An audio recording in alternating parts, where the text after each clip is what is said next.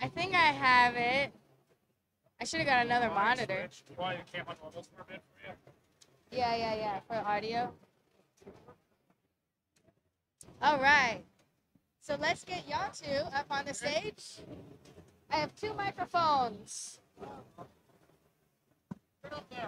Who wants to hand the wireless? What's the hammer for? Yeah. Okay. You guys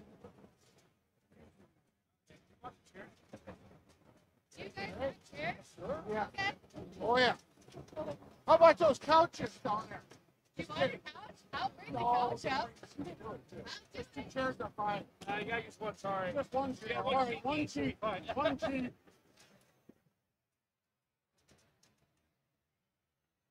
Get another chair. I assume that. You can have the whole chair, Mark. You want to see where we're sitting? You want to look at what's going on? All right. I'll be able to peek at the screen. That's okay.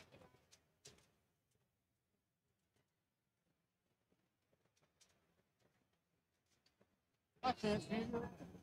Perfect. All right. Oh, you got a microphone? I got a microphone. The only thing is I'm going to probably have to turn the volume down. We don't need to be blasted. It's up to them.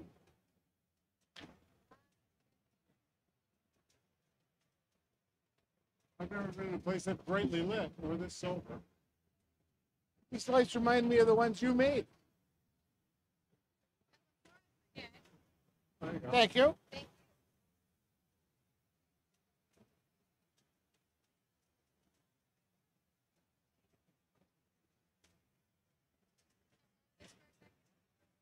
I would borrow this for a second. Sure, go ahead. All right, everybody. We are about to do a history of pinball here at the stage. So listen while you play, or you can come hang out here and watch. We have Mr. Don and Mr. Mark here. They have been in the pinball scene for since '73. Before I was born, that's correct. And so while we get educated by these gentlemen, also don't forget to scan your QR codes for the Stern Insider Connected. You can get a free account from sternpinball.com/insider and check out the leaderboards. Get your high scores in. We're going to be giving prizes to people that are on the top of the charts. So don't forget, scan your QR codes. All right. Here you guys go. Thank you. Okay. I'll do the thank you. I'm going to thank you, Don, and then you thank you. Good answer. Nope. Good. I'm not ready.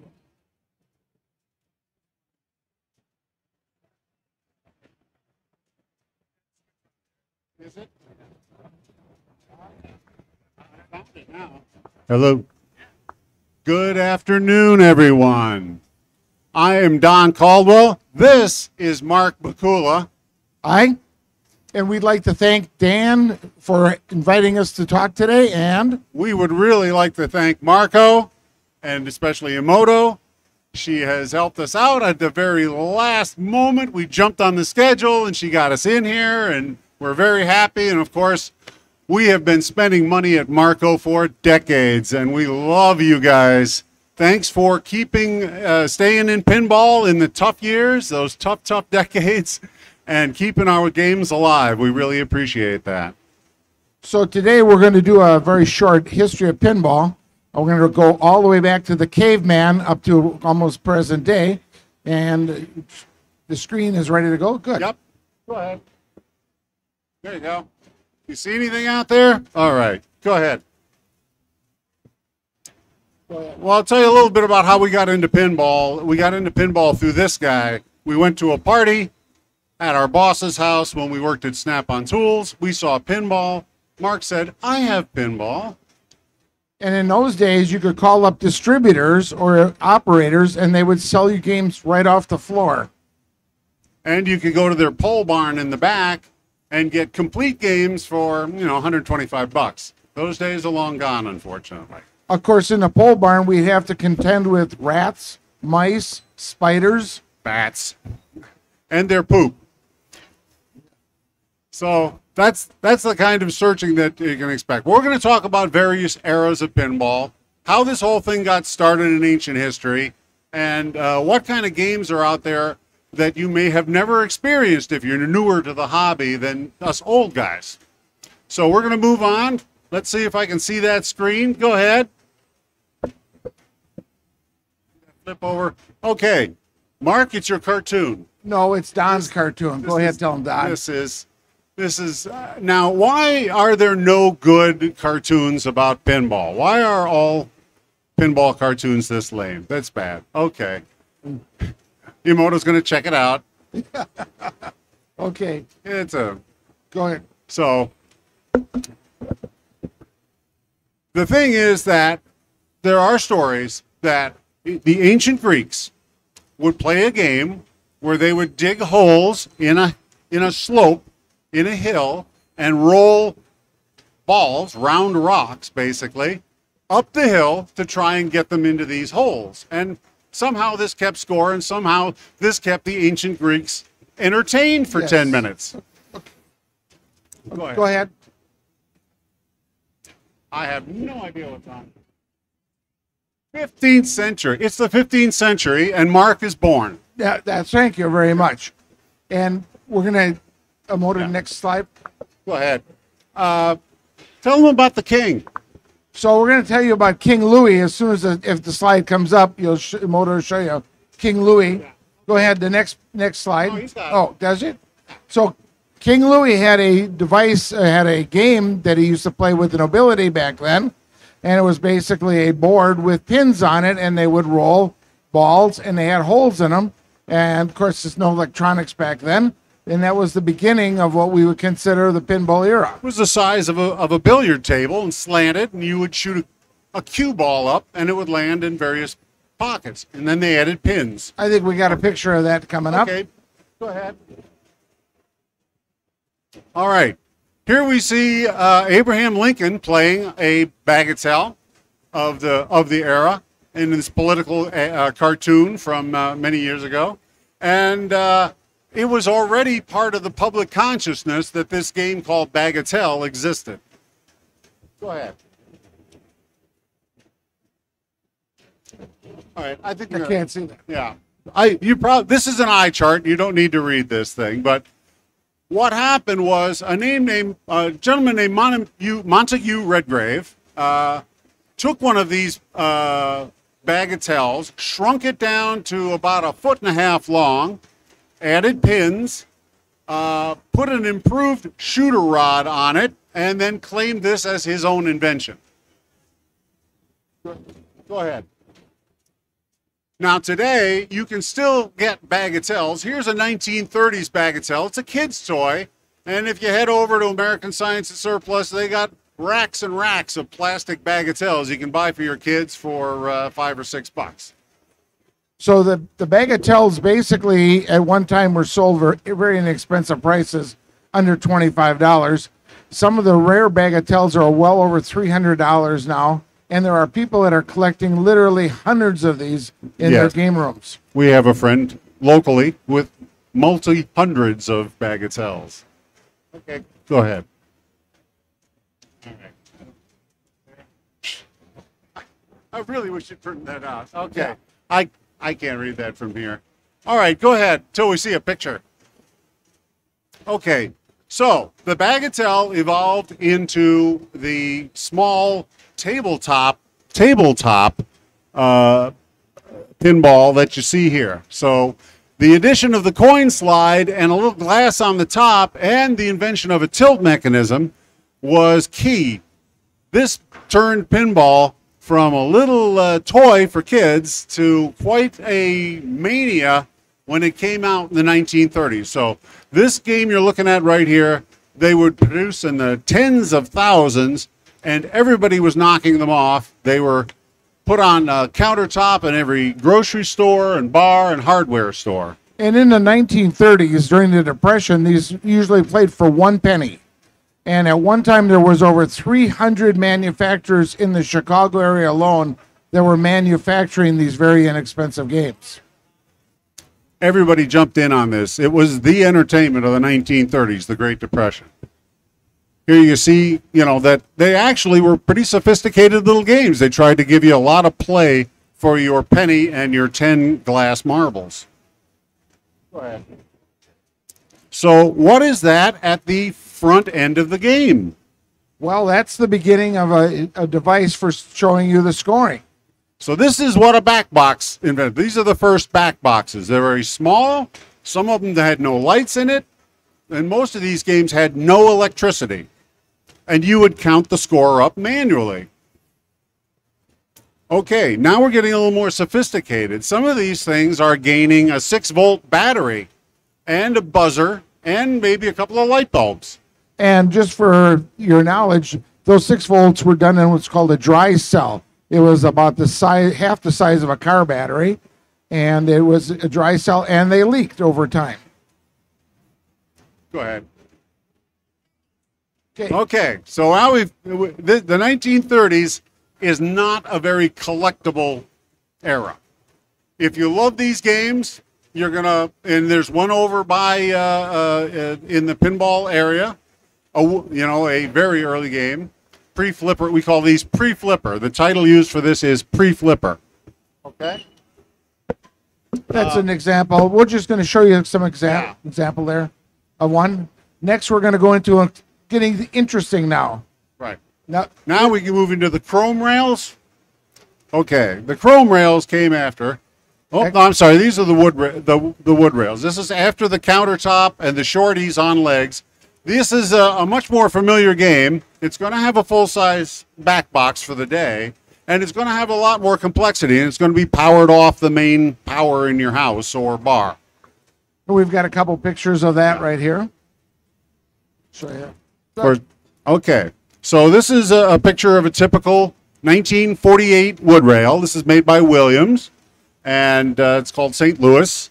And even now, you can see Williams is stealing, in 1948, the image of Judy Garland from the movie Meet Me in St. Louis.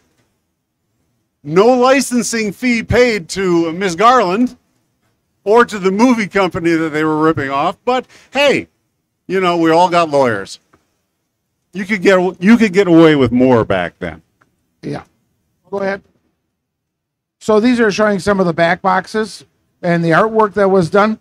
The artwork was done on glass back at this time with actual using oil-based paints, and would actually have to paint these up, the first ones, and then they would do a reproduction of the master. So it was a photographic process. They would have an original oil painting in color, and they would photograph it in black and white through filters. They would make screens, and then they could silk screen ink onto the back of these things. It's a fascinating process. And it's an amazing art form. Very hard to do. The yields and the quality control were really tough on these things. Nowadays, with an inkjet printer, you might make 1 or 2 bad ones to start, but after that, it's turn the lights off and go home. Everything will be ready in the morning. If anybody's interested in reproducing these, good luck. We do have a friend that has about 7,000 of these in his house in New York.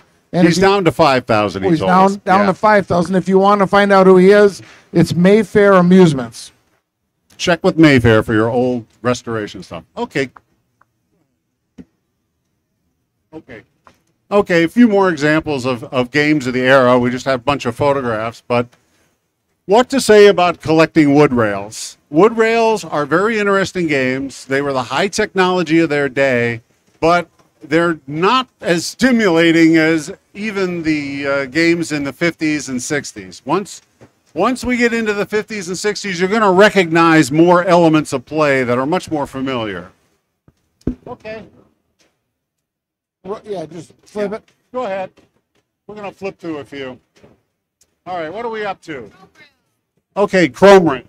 Okay, so in about what did we say, about 59 we started? About 59, 58, 59. To about 1977, 1978, right? Yeah. We came out with something called chrome rails. There's some very good examples of those here.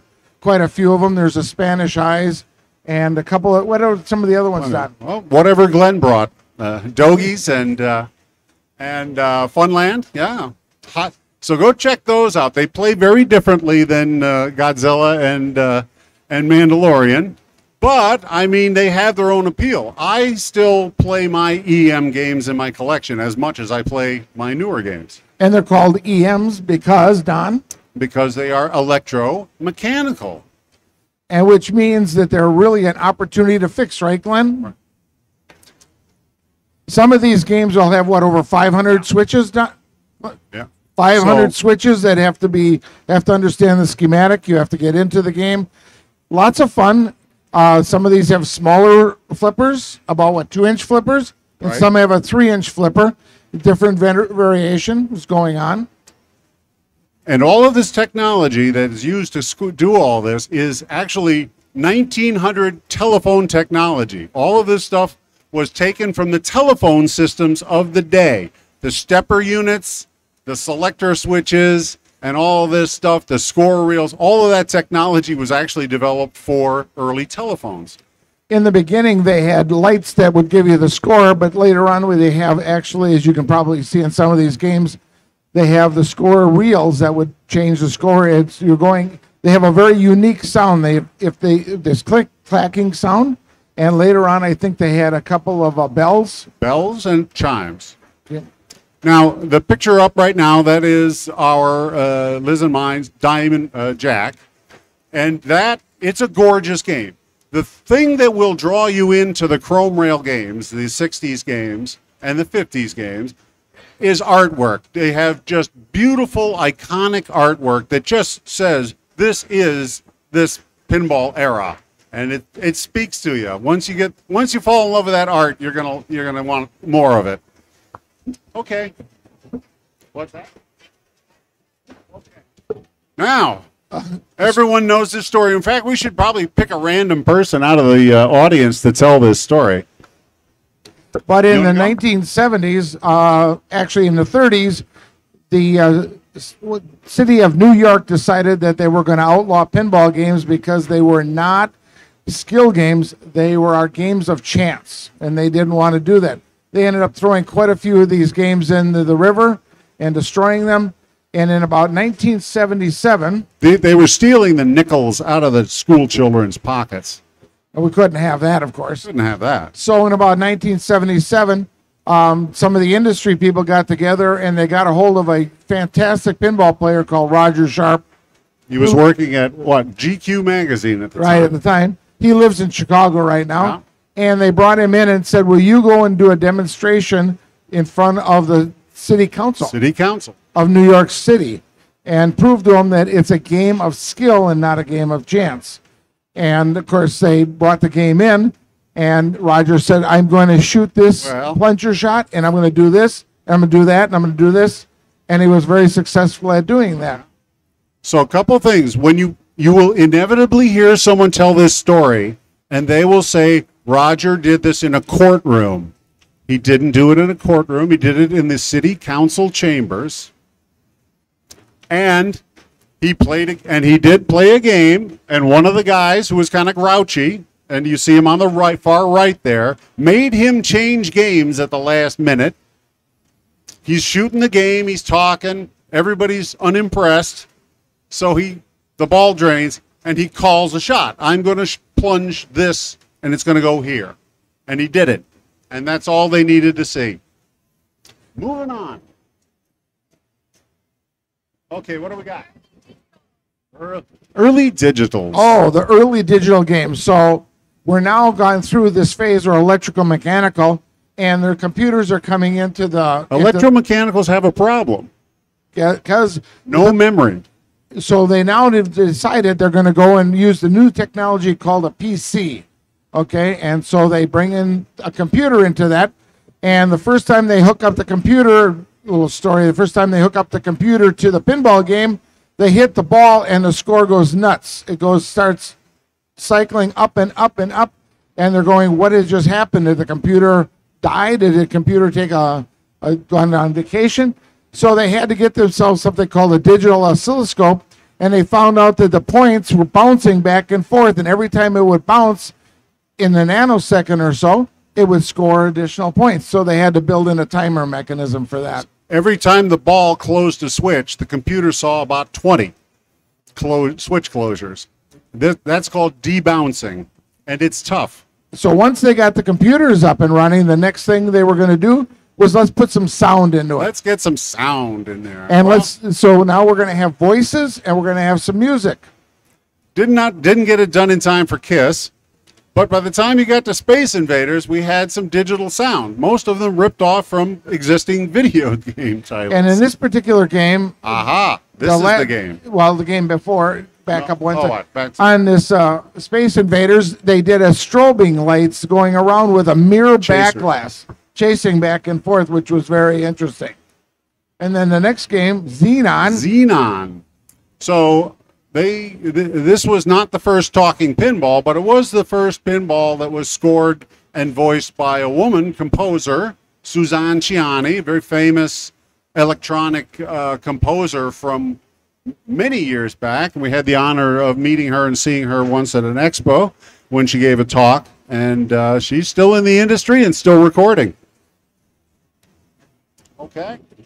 There's your first talking digital pinball. It was first talking digital made by Williams, and the first talking machine. It's always been a trivia question that comes up, so try to remember this. Try and remember. Okay.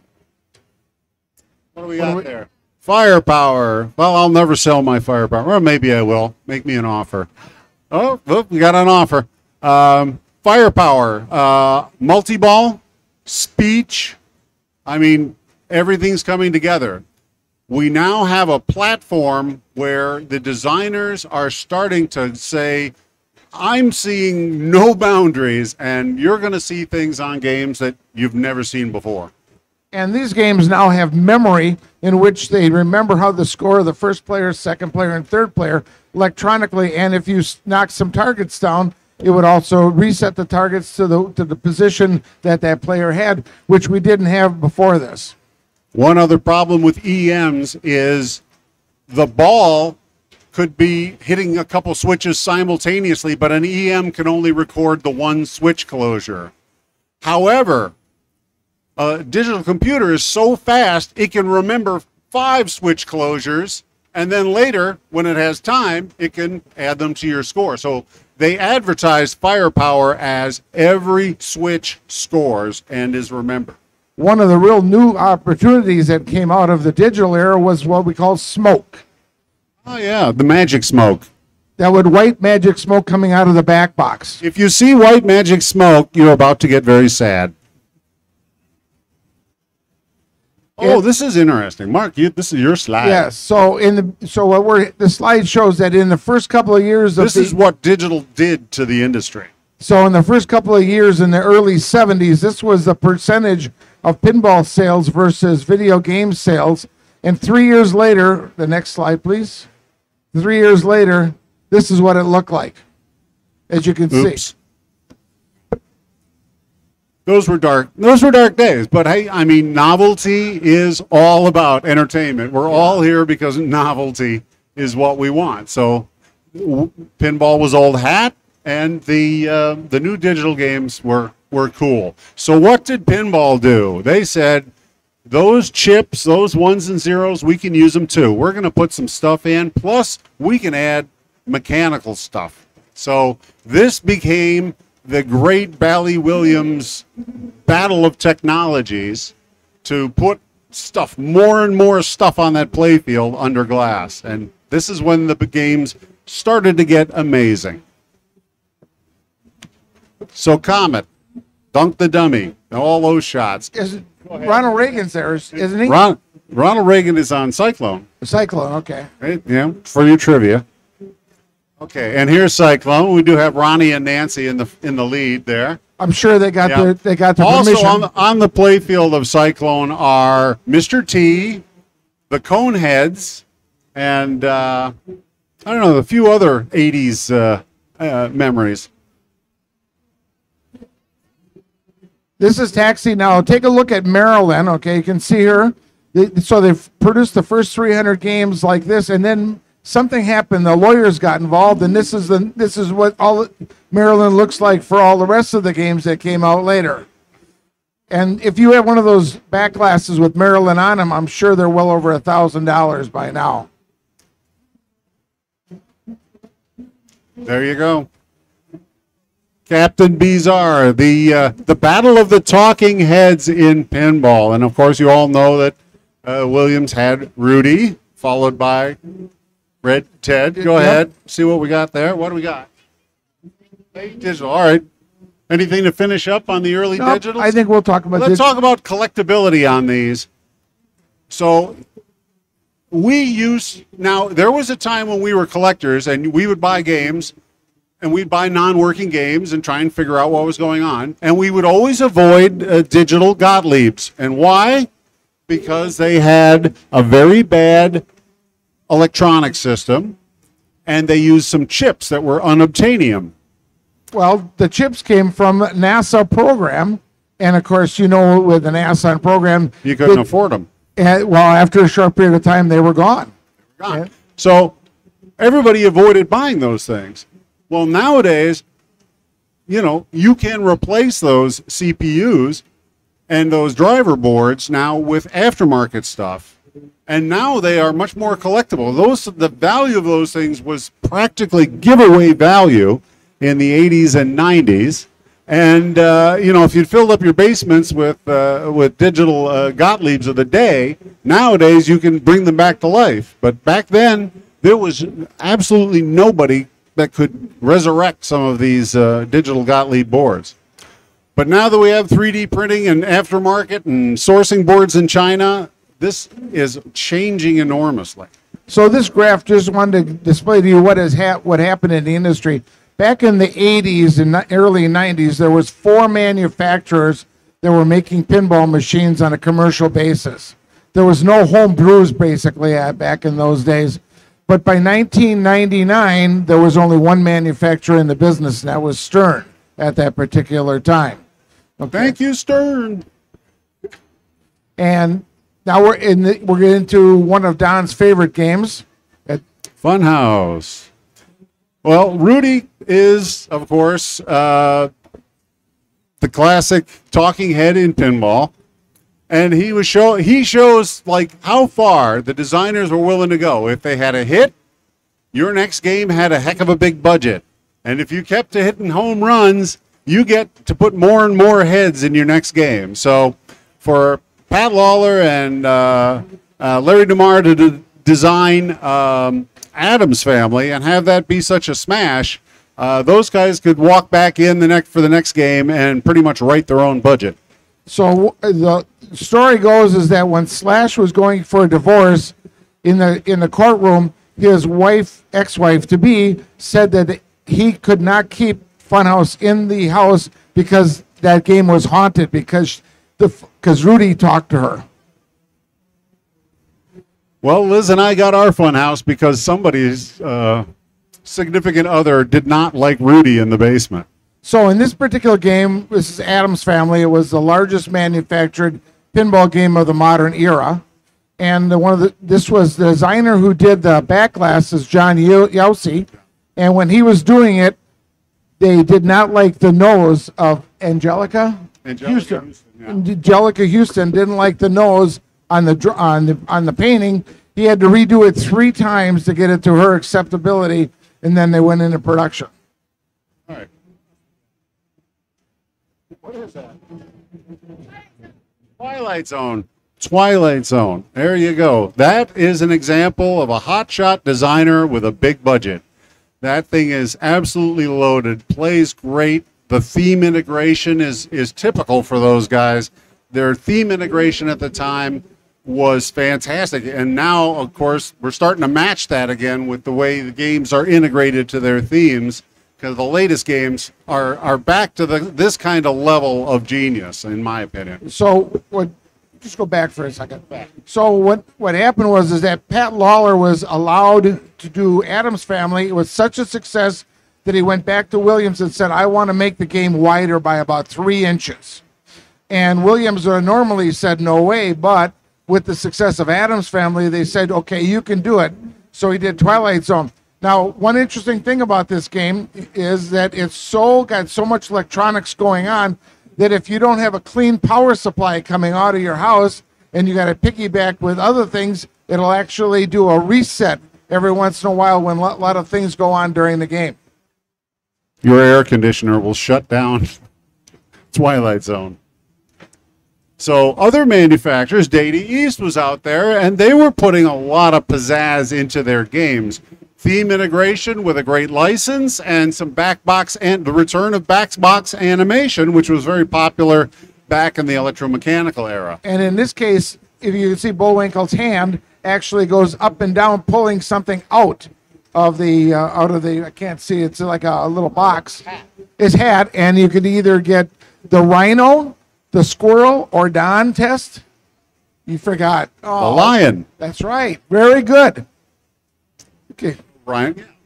Anyway, so and those arms always break. Yep. And so we got involved. So this is a game called Star Trek: The Next Generation, where they actually put cannons on the game, so you'd actually could shoot the ball out. Now I don't know if this is politically correct anymore, but back then they actually have one on the right side and one on the left side, and the balls would shoot out. Yeah.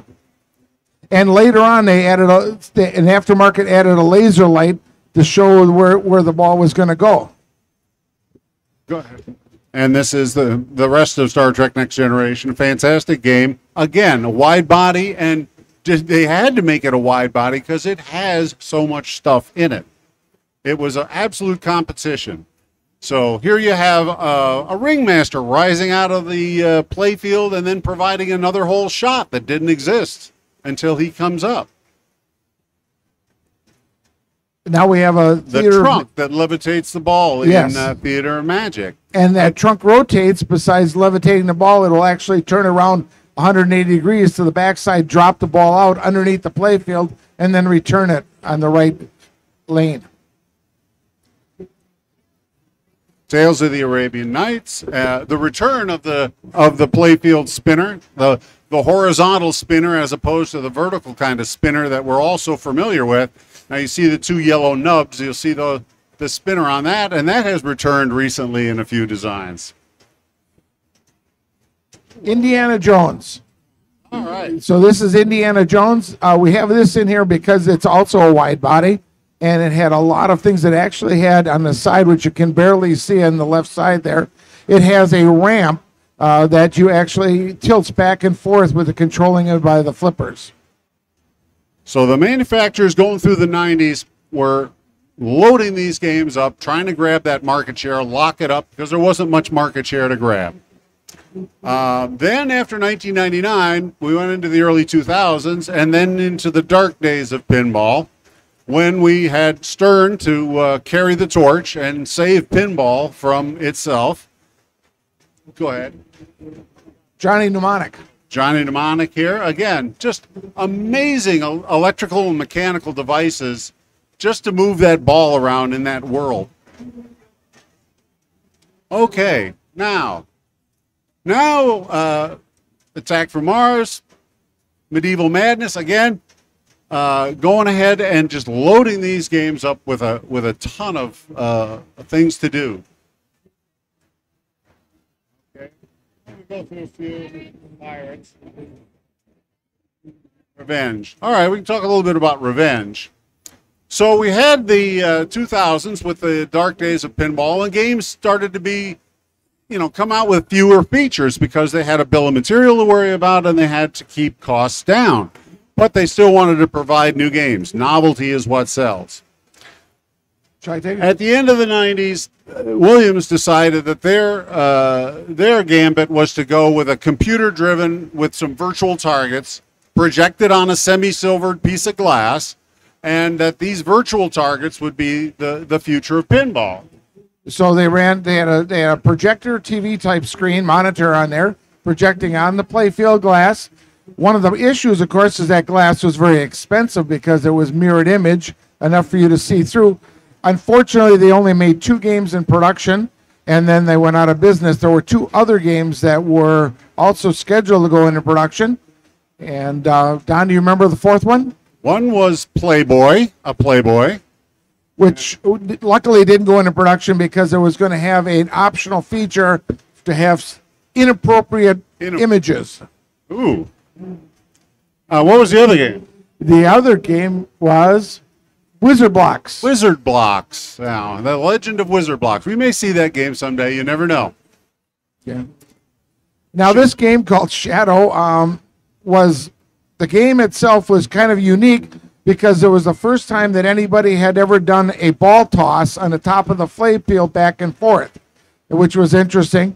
Unfortunately, a lot of collectors did not like the image of the actor on there, and they actually made different back glasses. There's actually one here today that you can see that has actually uses a different image. The beginning of the alternate translate. This was the first game that was of the second game, excuse me, of the Pinball 2000 era, which was the reflection glass. Here's Stern's take on Indiana Jones, a much more modern game. Again, trying to wow the audience. They went with the huge multi-ball, of course, released all at once. Very interesting. It tried before in a game called Apollo 13, which had a similar kind of effect where we were overwhelmed the player with balls in the multi-ball. Simpsons Pinball Party. That was the first game we ever bought, new in the box. Or never in a box. They just loaded it off the line and into the back of the car.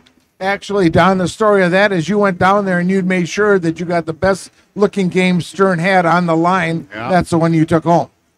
Yep. The Stern people were fantastic. They were helping us out. Joe Blackwell at the time in service made sure that our Simpsons Pinball Party was the best one they could make that day. Thanks again. Okay. Okay, here we have a Shrek, another takeoff on the program. This time they did get the licensing and permission, and they did use all the same voices that were on was in the animation. So once the industry got into this stuff, where you were going to be relying on a license, and the license consisted of not only images but sounds and voices, and now video clips, all that stuff. And, of course, we as pinball consumers get more and more sophisticated. Well, we want this package to be more and more seamless and perfect and beautiful. And if there's a glitch or a crack or an issue, we'll notice that. But you look at how Godzilla came out. My wife and I purchased an LE, and we got that thing home last week. And it's fantastic. It's just been flawless. There's no issues out of the box, and it's just great integration of the theme and just a ton of fun to play. All right. Big Bang Bar. So we got a story about that. That's a Mark story. A long time ago, back in the 90s, there was a guy named Gene Cunningham, and his claim to fame initially was a roller rink. He ran a roller rink. He got in quite financially set, and he decided to buy as many pinball games as he could. And he bought over 1,200 pinball games, and he had them in his storage units. At that time, a company called Capcom was going out of business. And Gene bought all of the rights to all the Capcom games, all the spare parts, and decided to build this game. Now, just because you have all the blueprints and you got a bunch of parts and you got a bunch of knowledge of how they made the game for Capcom games does not necessarily mean you can make a game inexpensively. Capcom made how many of the original? No, like 13. 13. So Gene was going to make them. He was only going to make 178 because that's all the board sets he had available. So Gene goes and starts this up, and he decides to pre-sell these at $4,500 each. The deal was you had to put down half down. We thought that was insane amounts of money. Right. And so you had to put half it down, and then when the game was done, it would be done. You would have to pay the other half. Well, Gene started construction, and he had a bunch of his friends putting the games together, and that didn't work well. They had to go up to Chicago and get a couple of the expert pinball people. They did finally put it all together. And they did sell those games for $4,500, and I was told that he lost a lot of money on each one of those games going out the door. But he got the privilege of getting something called Pigs Do Fly. because he was attacked on the media at that time, saying that he will never produce that game, or that he will produce it when pigs do fly. So he actually put out a brochure that says pigs do fly. This game, last time we looked, was probably about $16,000 or $17,000. Gene was quite a character, but definitely a man of his word and his wallet. So now we're now in the 2000s, and this is not the most. These are great games, but they're not knocking it out of the park. They're good themes. They're solid themes. They're putting in the toys, but pinball in general was not getting the traction. There was nowhere for people to go and play. The bars had given up. The operators had given up, and though pinballs were being designed, built, and released, there was no place for people to go and find them. No good place. Avatar. Okay. Now we're talking about an era where they've invented the barcade. The barcade, everybody knows what it is. We all love it. But people may not really recognize how big and how fast an effect the barcade had on the entire pinball market. Because what it did is it grabbed the right part of our population, it brought them in and said, here, meet this game, shake hands with it, and play the damn thing. And that's all they needed to do was reintroduce people to pinball. And that's what the barcades are doing. And they're doing a damn good job of it. All right, we'll run through a few artists here. So what we did here is you'll see the artist's name is in the lower right hand of. So this is Python.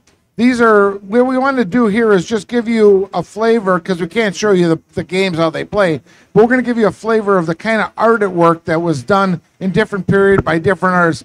An artist has a certain style, and he'll stay with that style through the whole through all of his presentations. Okay, go ahead. He was quite a character. He's passed on, but was a very interesting man. Dave Christensen lives in Milwaukee. Yeah, he lives in Milwaukee right now. Norm Clark. Unfortunately, he's left us. This is backward. Now we're going back into the 50s. Way back in the 50s, to start in the 50s here. Brian Eddy, who's a designer. Designer on this one, but at one time in 1999, he had the two most desirable games in 1999 that you could buy, called on Medieval Madness and Attack from Mars. Never heard of them. Yeah. Who else we got? He did Shadow also. Artist Paul Ferris. He was in it. He had a flair for the dramatic when it came to certain what would you call it, politically incorrect views of women. The man knows how to draw a six-pack. Margaret Hudson. So she has been involved in the work on many games, and people don't realize that there are women in the industry and that they're making very memorable games. All right. Steve Kirk. Okay, I'm not familiar with Steve Kirk designed a lot of games for Stern Electronics, the first incarnation of Stern, after they purchased Chicago Dynamic Industries. And they created the first Stern Electronics, which was Gary Stern's father, Sam Stern. And he was a very unique guy. If you play his games, they're not like other games of that era. But they are a lot of fun, but they're very quirky. Christian March. Again, we're going back to the very old 50s, in the 50s and 60s. One of the pointy guy artists. Pat who? Pat McNamara? Oh, McMahon? Yeah. He did a lot of the Stern work, the early Stern work he did back then. George Melinton, another guy from whose heyday was in the 60s and 70s, again with more of the angular people, I think. And Gordon Morrison. He created a lot of the Gottlieb stuff. I don't know what Gordon was drinking back then, but man, he has the most trippy artwork from the day, the 70s. Fantastic stuff. When you walk up to one of his games, you know it's his. Kevin O'Connor. Kevin O'Connor is, I think he's still in the industry today. Kevin O'Connor does initial work in oils. So he did it in oils, and then he would have those, and sometimes he'd even offer them for sale between $15,000 and $20,000. Roy Parker. So Roy Parker just is 1960s pinball art. Gottlieb. These are your Gottlieb wedge head chrome rails with his artwork that's what I want. If I have a chance to get one of those things, I grab it. I'll buy it. Another Mark Springer. Yeah, Mark was part of the Stern team back then, and did some other work for Williams. Okay. Art Stenholm again. His heyday was in the late 50s and 60s. Did a lot of work. Okay. Doug Watson. Doug Watson did the F-14 that you saw the pictures before. Doug's still involved he actually did a presentation at Expo last week. So he's still involved with the artwork type things. John Yowsey. All right. Some trivia about John Yowsey, who's the art for Funhouse. The Rudy with his stick on the back glass. His young son was the artist for that. So he dressed him up. What? He was the model. Was the model, sorry, not the artist, the model for that. And John dressed him up and took some pictures, and then we got to see the actual pictures he used to make the initial sketches. When we were in John's house down in Chicago area, John had to transition from oils to computers. And that was obviously completely different skill set, but he does fantastic work. He's an incredible talent, yes. So he overcame. Dick White. Dick White again is a 60s and early 70s type of guy. A lot of Bally work there. You can see some famous Bally games that he worked on. Okay, that's it. Okay, are there any questions? Do you want to throw any quick questions out? What'd you say, Liz? I didn't hear it.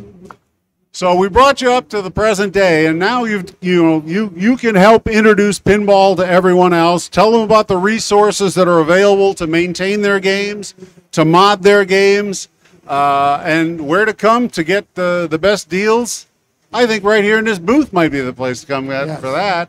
Again, we'd like to thank you for your help. Thank you, Emoto, for putting up with us and getting this all set up on the fly at the very last minute. Yeah, thank you. So thanks, everybody. Enjoy the rest of the show. It's time for lunch, and let's go watch wrestling.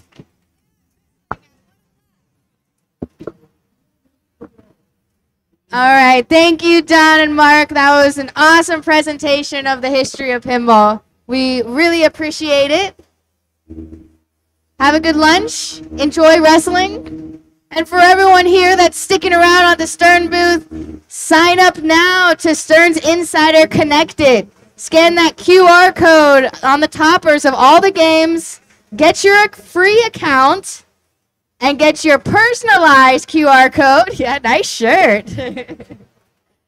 When you scan your personalized QR code onto the pinball machine, you'll see your scores pop up on the leaderboards, and we're going to give prizes away to the top scores on these leaderboards, and you can collect badges and achievements for doing great stuff on the games. There's so much cool stuff going on with Insider Connected, and this is just the beginning. It's going to get so much bigger and better now, too, so get involved now and start getting your achievements. And don't forget to scan our QR code for Midwest Gaming Classic. You can see Kim up here. We're going to keep this X-Stand banner on the stage for a little bit where it's nice and lit up. You scan this QR code at 3 o'clock, which is in a few hours. We're going to draw a random name, and you're going to win your own Stern Pinball Translite. I have a very beautiful Iron Maiden Translite drawn by Zombie Yeti that just is dying to go into your game room. So come up and scan this QR code so you can enter the raffle. Thanks, everybody. Oh, yeah. And I should say to y'all on Twitch and Facebook and YouTube and everyone out there, our next presentation at I believe 2 o'clock will be Ed Owens presenting his custom pinball, Ghost in the Shell. An amazing animation. And then after that, Mark's Basement will be here to do a stepper unit rebuild.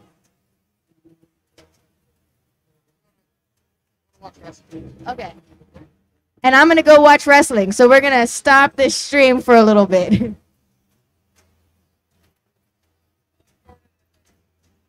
Okay.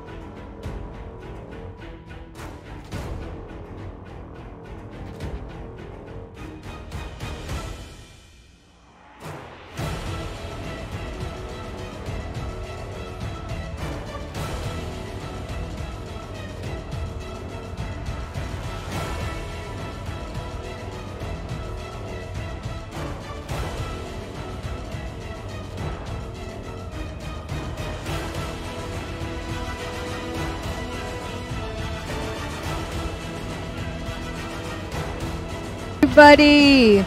Welcome to Midwest Gaming Classic.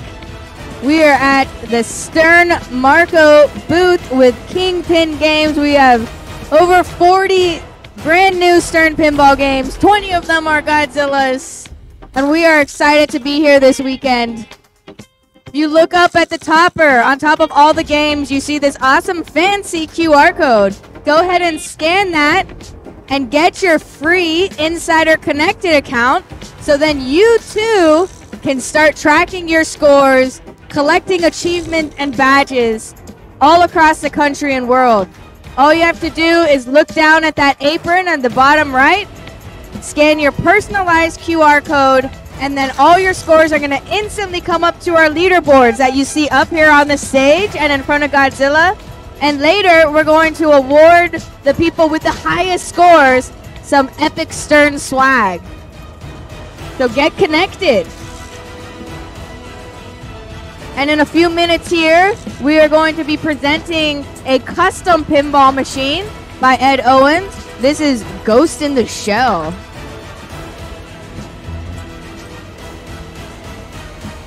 So stay tuned, we'll be here very shortly.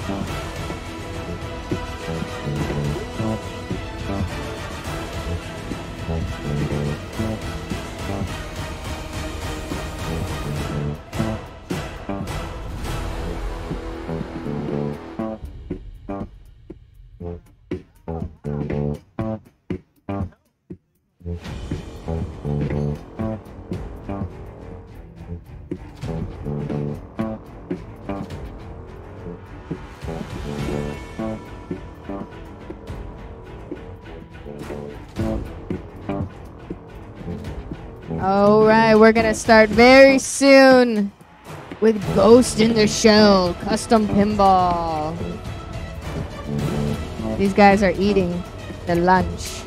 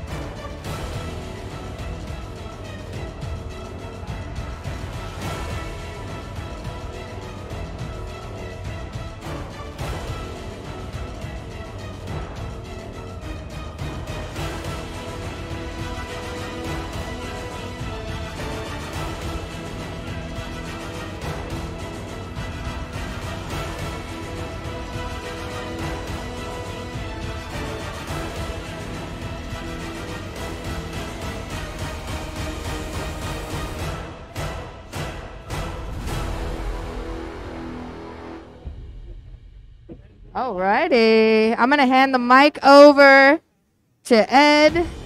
Matt Benzik's on the stage. And, of course, Kyle.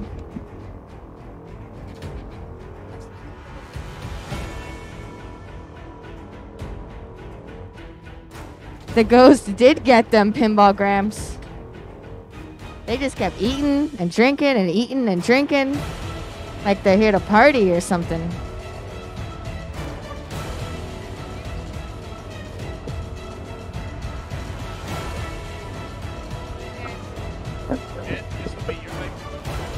Check, check, check. All right, let us know how we sound. here and there. Hello, how are you guys today? Hi. We're live. We're live? Do you have your beer? No, I don't. Cheers. Hi, Ed. It was great to finally meet you. Crystal says hi. Hello, Crystal. All right. Ed, who are you? What are we standing next to? Well, what's going on here? I am Ed from, Pinball Mayhem YouTube channel.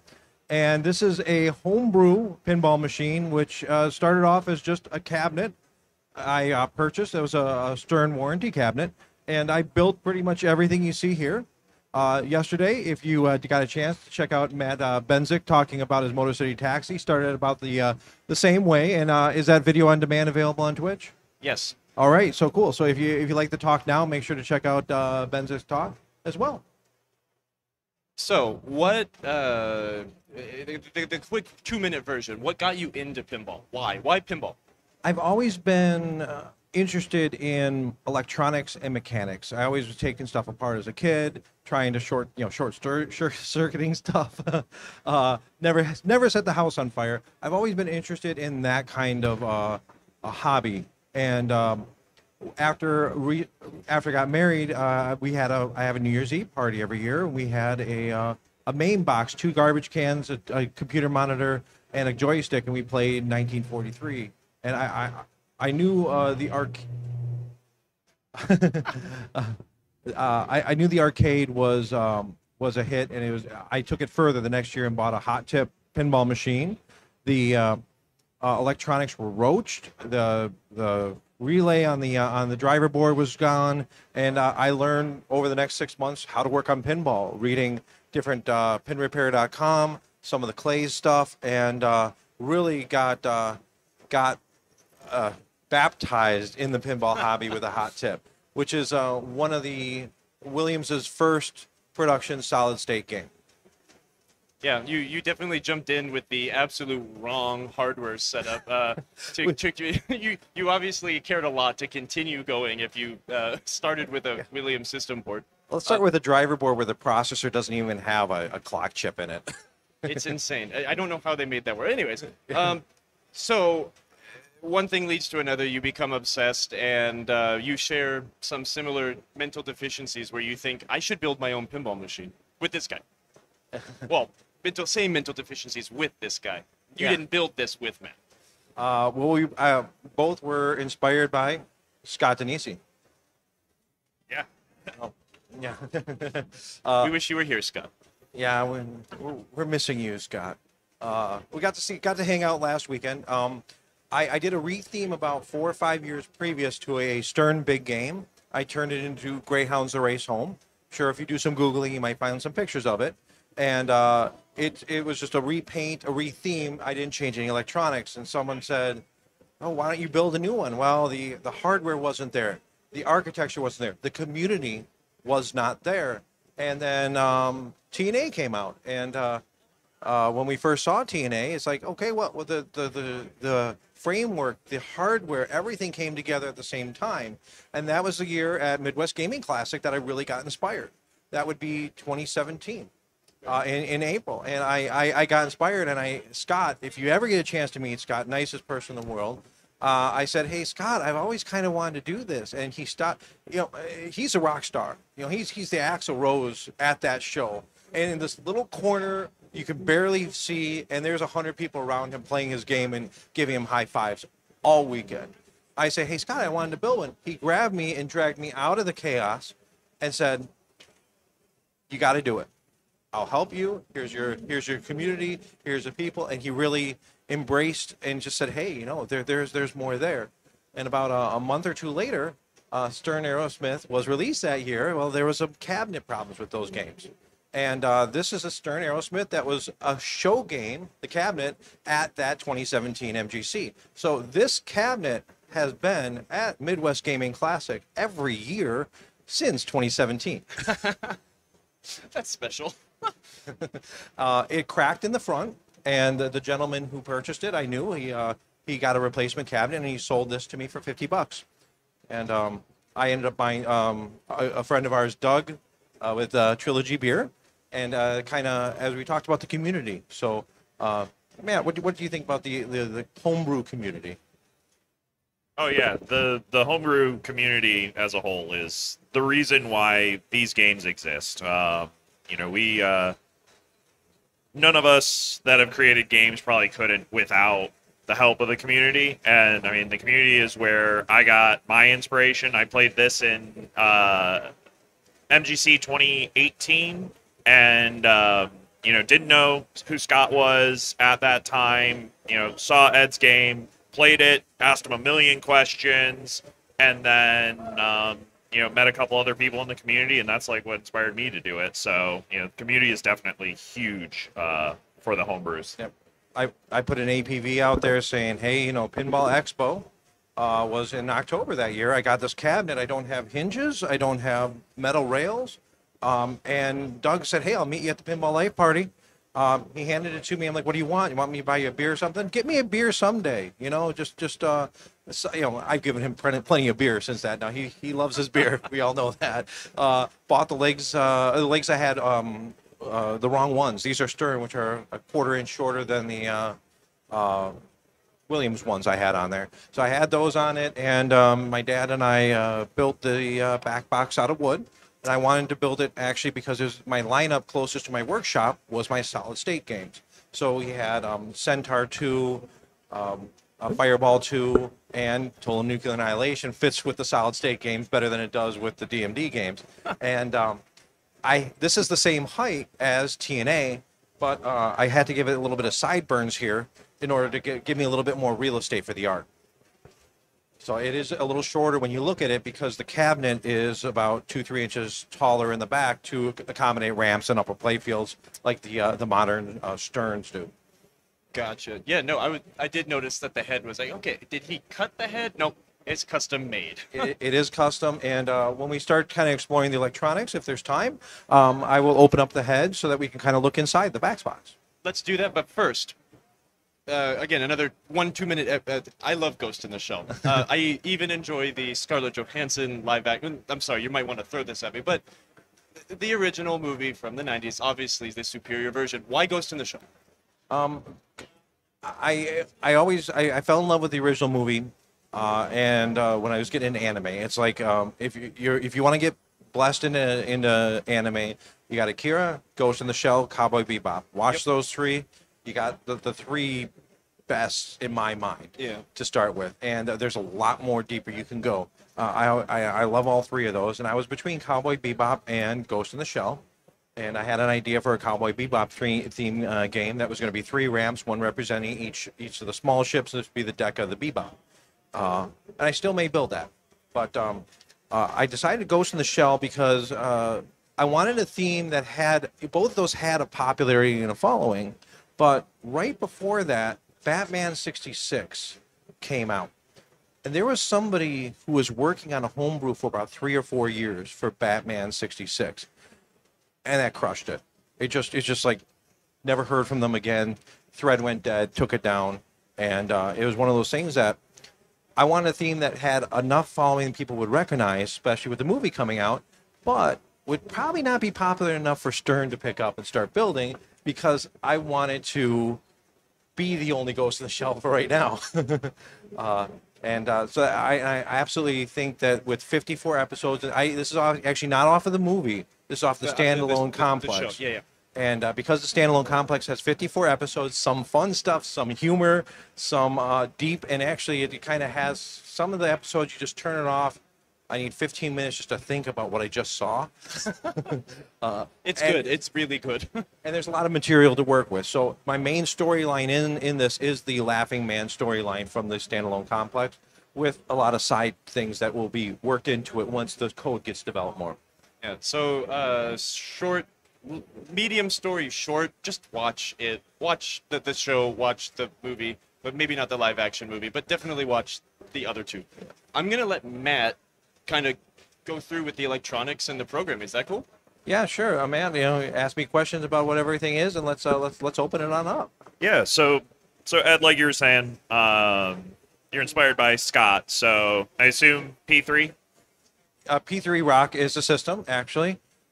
I will open up the back box. And here is the P3 Rock board. And that takes care of all the fast switch and talking to all the mechanism, but it is not the computer. Yep. Okay. So what are some things about like the P3 that you really liked about, when you were developing this? Well, at the time, TNA, when I was building this, was in production. I was lucky enough to get a lower production number, so I had a TNA at home. The one thing about having a TNA of your own is how would I wire this wire up? How should I tie this up? Oh, let me look at a production game and open up the lid of TNA. TNA did not have the glass on it for about 6 months because it was a reference game. And having games at home is always useful, even if they're non-home, TNA or any spooky game, because you can measure your shots and say, hey, a standard shot on Taxi. What is it? What's that? Standard shot width on Taxi. 1.5 inches? 2 1/4. 2 1/4, give or take a quarter. That's why that game shoots and is easy to shoot. It's not a challenging game, but the challenge is in the dangerous shots, like the Lola targets or Marilyn Monroe if you're in Europe. Nice. So when you were designing this, like what was your process? Did you do like the VPX process, or did you go straight from bare wood, just drawing on the play field, or can you walk through your process a little? I always like the challenge of CAD or of actually a T-square. So I started with a piece of glass, a playfield glass. I taped some paper to it, and actually, first I started with little printouts, and I was just sketching kind of ideas of what I wanted. But when it came time to see will this little printout work, I took a T-square and a pencil, a 30-60-90 and a 45-45-90, and I pencil drew the original layout on that, in which then I would copy and I would take tracing paper over it.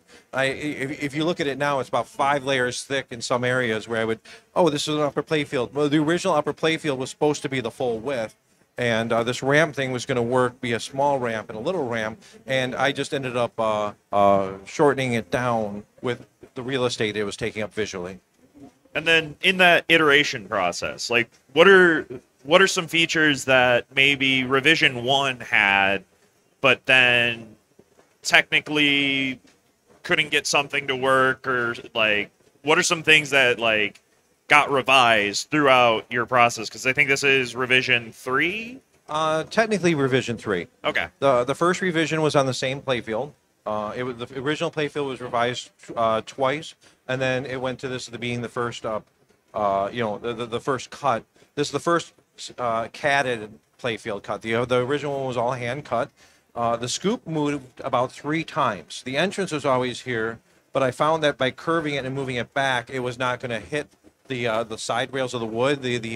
When you're drawing on paper a square for a scoop, it's hard to think about. Well, there's got to be 2 octos on each side. There's got to be brackets. There's got to be screws. So it originally didn't fit.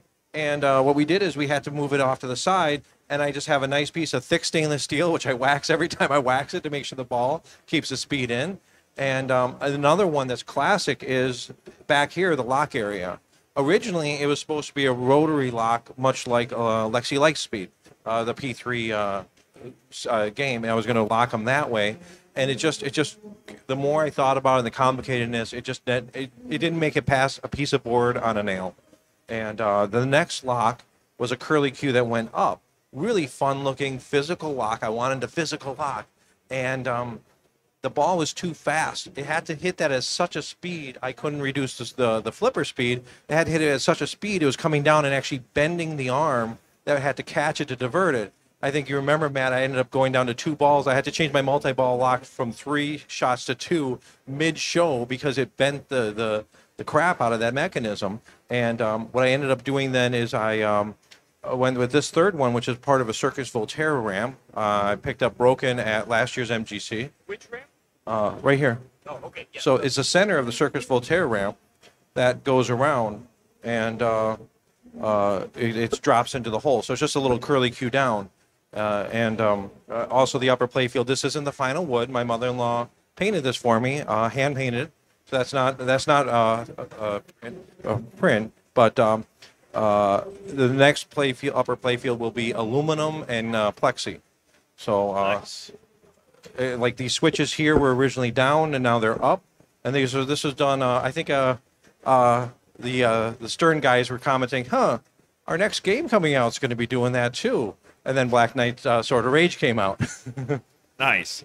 And so with like the how you said about changing code like mid-show, that actually is a really good segue. What software control system are you using? Well, you may have seen it pop up on the screen. It is one more. There we go. Skeleton Games. So Skeleton Games is the framework, and you may have also heard of Mission Pinball. Both good frameworks. Skeleton Games is so you got the code that runs directly to the P3 Rock, and that is the P-Rock system developed by Jerry Stellenberg of Multimorphic, who also makes the P3 unit. Check it out. So the framework is what takes care of. You add 4 players, the ball control, the ball to ball, the frame to frame. So I don't have to program how to do all that silly stuff, because why would everybody have to figure that out every time? And so I just have to write modes to work around it. So yes, like the frameworks are what make homebrew at this point attainable, because we say the silly stuff, but tracking where the ball is in the machine is actually really hard. Trough logic is really hard. And so, so the software, and what language is that? Well, I understand the back-end P-Rock is C++. Yeah. But the framework, what you would have to learn if you wanted to get into this, is Python. And it's very, they call them mode-based. It's object-oriented. So mode-based is mode, you think of a mode when you're playing a game, a tournament player with the rules. That's not a mode to us. When we talk about a mode, we have a mode that just turns on those lights on the playfield. And that's a mode. It's a separate file that then we can send it commands to that file, say, hey, let my LED flash the lights. So Matt was working on Motor City when we got to Expo. He's like, I want my lights to flash. I forgot to turn them on when the game's not in session. So he's quickly throwing out some code, and it didn't crash. I think it crashed like 4 times, but it's amazing how many people don't play your game when it has no GI, because we're used to it being in a bar. If the lights are off, it's dead. Don't play it. Don't drop your quarter in it. Right. But so with Python, did you have any previous coding experience going into this? Good question. In all through like grade school and into high school, I did learn Q Basic. That's kind of my go-to. That's where I got started. I actually got started on Amiga programming basic, and it was just little things, nothing super heavy duty. And then in high school, I ended up taking like a semester of Pascal, a semester of C, and then in tech school, I ended up taking two semesters of C++.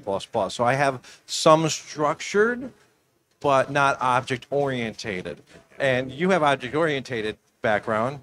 Yeah, I just played with Arduinos a lot and copy and pasted code. You never realize how much code is just Google, copy, paste into your thing, adjust it till it works. And when it doesn't work, scream and run around the house pissed off.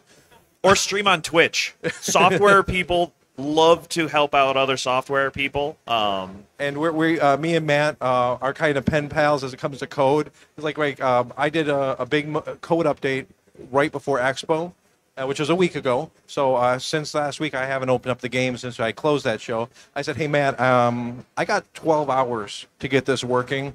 Give me your code for this. Just give me bytes of code. And he gave it to me. I'm like, it's not working. Oh, yeah, I'm using lists and handlers. So we got it all figured out. But it's kind of fun with the community being able to bounce things off of. So I have code in here from Matt. I have code in here from Eric. I have code in here from Scott. Just a little code. Michael Ocean, who created the framework, is an active member in the community, as well as many other of the P3 Rock developers. Nice. Yeah, I mean, I think we covered most of the hardware and software. Yeah. We're gonna. Oh yeah, let's flip it up and look at the guts. All right. Actually, do you want to see the what's in the back box? Yeah. Okay. Let me start with that.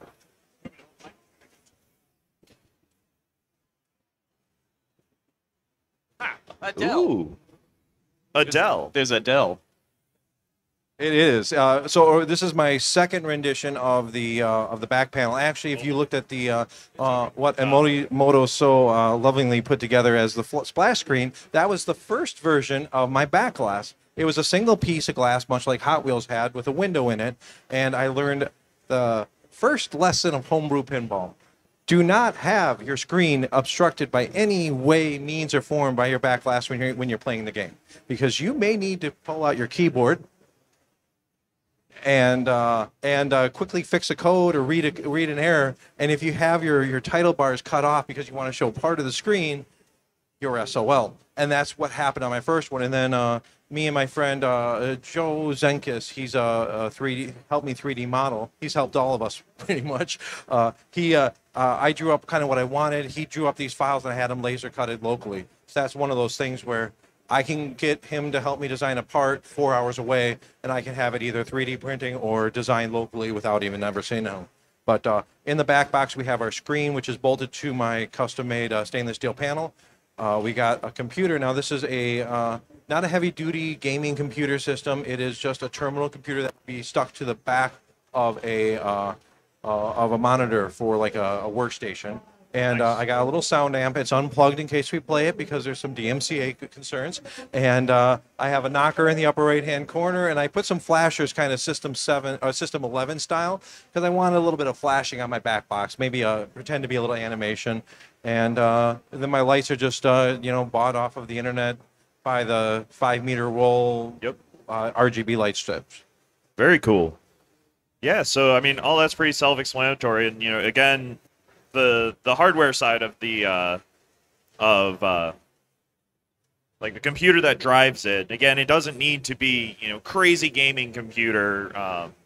It's more than a Raspberry Pi, but still pretty affordable components. So let's open it up. I mean, until the 90s, most of the pinball computers were still 8-bit computers, right? And it's like you don't need a lot of processing power to. If Williams can do all they did with like DMDs with assembly language, Gottlieb drop targets. yes. All right, Ed, walk us through bottom to top or top to bottom. Which way you want to go? One thing I want to start is with sliding it in and out. Now, at home with your Stern, when you're sliding it in and out, you do that once every few months. You're not taking your playfield up and down. Homebrewers doing a Stern-style cabinet, my number one piece of advice is these are slides from Back alley. Back alley. They're HDPE or something. So and they are worth the $25. Just get them. Period. Because then you don't. This is not as well built as a Stearns because it's hand built, and so there's shaking and stuff. You don't have to slam it in. So that's kind of the first thing to keep in mind. Make it come out. Let's start at the top. So I got the ball trough here. It's set up with 5 switches. So it's set up for 6 balls because the first switch on this is a Pinball Life ball trough. The first switch is an optical one, and then it also has a jam switch on there. And I got I don't even know what style auto launcher that is. It's a Stern auto launch. Yep. Yeah. So Stern trough, Stern. You kind of have everything represented. You have Williams flippers, a Stern trough, a Stern auto launch, Williams up kickers, Gottlieb drop targets. It's beautiful. Dutch slings. Yeah, these are they were sold at Pinball Life because of when Big Lebowski did not get made. So they have, if you ever see homebrewers with these slingshot assemblies, and why are they bent back an extra 15 degrees? I called Scott. I'm like, what's going on here? Oh, they'll work fine. No. What's going on here? Oh, those were custom made for Big Lebowski to clear the bowling alley. And I'm like, oh, okay, well, that's probably the only Big Lebowski part I'm ever going to be able to afford. So yeah, I mean, those are in there. Do you have the same ones? Yeah. Yeah. They sell them to all of us homebrewers. So walk us through like your hardware layout, because I think a lot of homebrewers we end up making wire nests, and it looks like you organized it really well. I think this is actually probably the second time I've seen the underside of this playfield. So, like, how did you organize your wiring? Like, what was your approach there for wiring? I knew I was going to go through multiple playfield revisions, and I also do EM playfield pinball repair too. I do everything, and with EM, I wanted to do things right and original. So I taught myself lacing. That is what you find in telephone systems, and if you see this wax string that you are just tying half knots down the way, and then you just use a lighter to melt it on the end after you do your timber hitch, and so I taught myself lacing for that, and when you buy the stuff, it's like $10 for 500 yards of the string.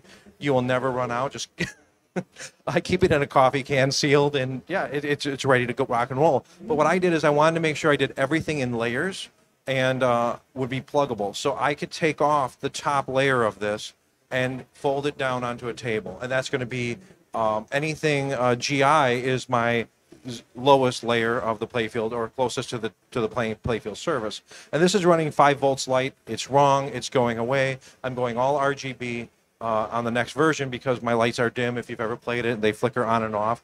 And realistically, another hint for you homebrewer starters: do not use bayonet or 555 style bulbs, because the cost of the socket and the light bulb is just cheaper to get Pinball Life TNA bulbs.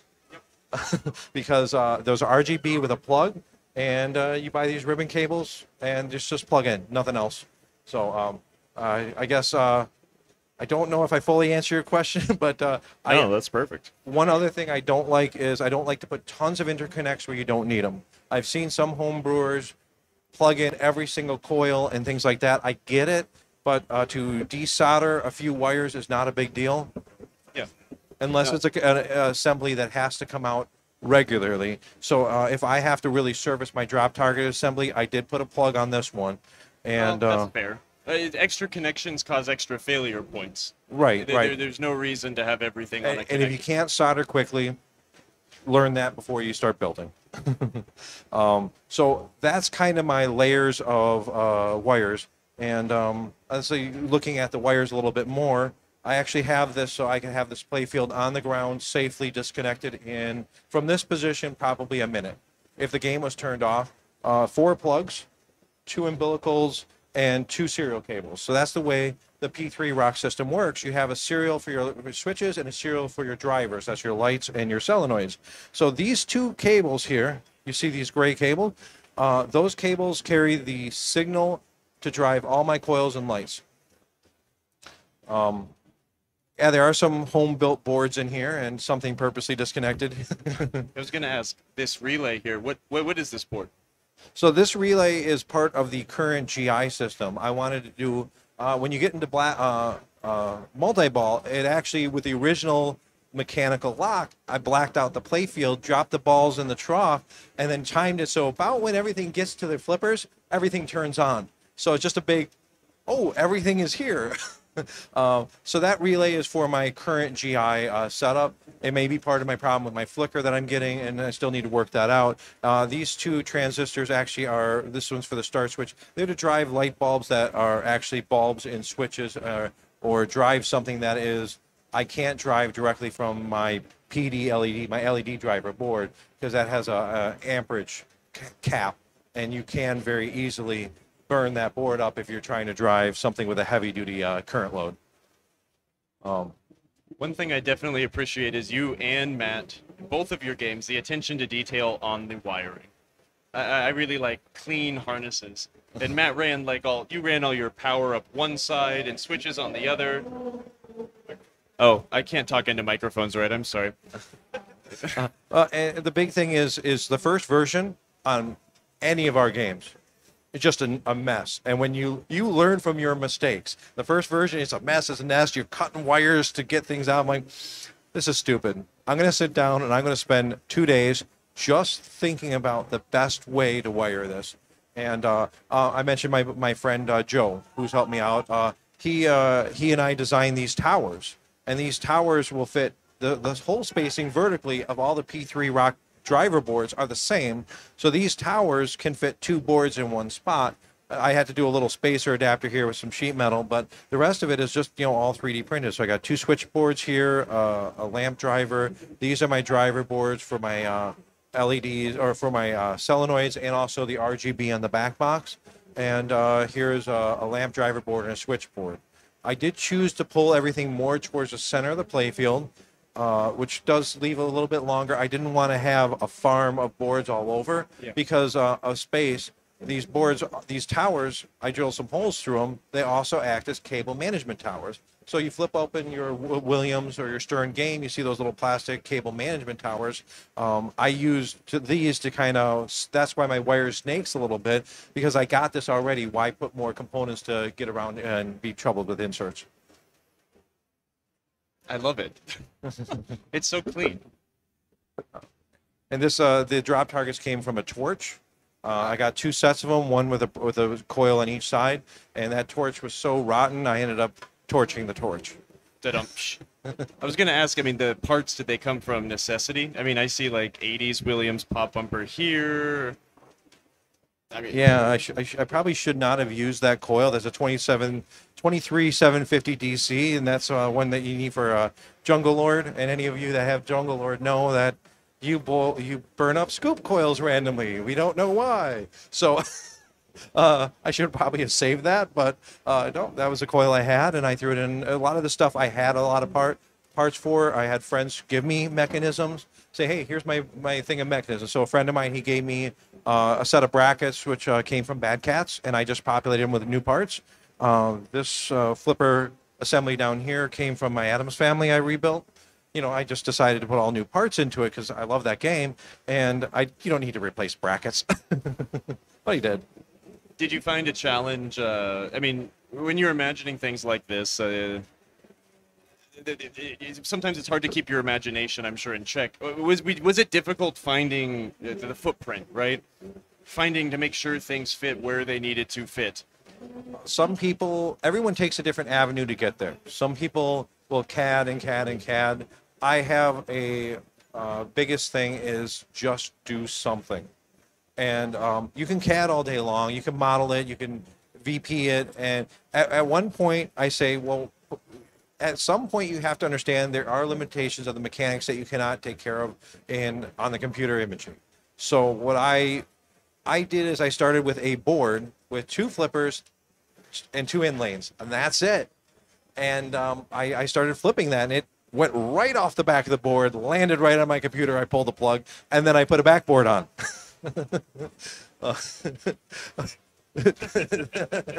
Common mistake. But then you can start kind of visualizing. And I actually I took a dowel and I rolled it. I would use a dowel on the playfield to see how my shots, if they actually measured, because if a shot is that wide, what is its opening to the flipper? If you were standing at the flipper, how wide would it be? That's what you got to visualize. And if you look at some of these orbit shots, man, that shot's only 1.25 inches wide. Why can I make it all day long? Because it's actually 3-inch wide shot.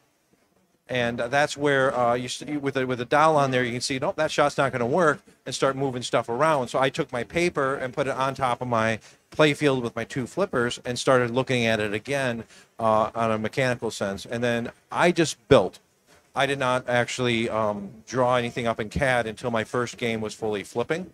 And then I took my original drawing, which I photocopied 100 times, and a different friend, I'd love to learn CAD, I just haven't had a chance to pick it up again because I was so busy building. A different friend of mine actually CAD'd it up for me as a favor, and he helped me with revisions with that too. It's neat. I mean, it's 2 different design philosophies on one stage. Matt is CAD guy. And he did a lot of that in CAD first, and you... I'm sure if you go to Matt's car right now, you're going to find a CAD drawing about the roads he took to get from home to here. Michigan to Milwaukee. Yeah. Can't do a straight line. There's a pond in the way. So this game is playable. If you haven't played it, there's actually a U over next to that pillar B2 of all homemade pinball games. There's a lot of them. They're all really cool. Play them. Talk to the people that designed them because they're also way cooler than I am. We are kind of hanging out, maybe about 20 feet back, making sure our games don't break. Where else? Being a person of the internet. Tell us more about other things you do related to pinball on internet, etc. So I'm fairly active in the community. Me and a friend, Jeremy Agma, started Pinball Mayhem YouTube, where we're restoring or repairing video games, pinball, sometimes jukebox work, sometimes slot machine. Hey, whatever I'm working on the bench is industrial coin op. I work on that, but there's also a playlist dedicated to this game, and it's been a little bit of a hiatus. So I'm going to have to do some new videos when I get home with the changes.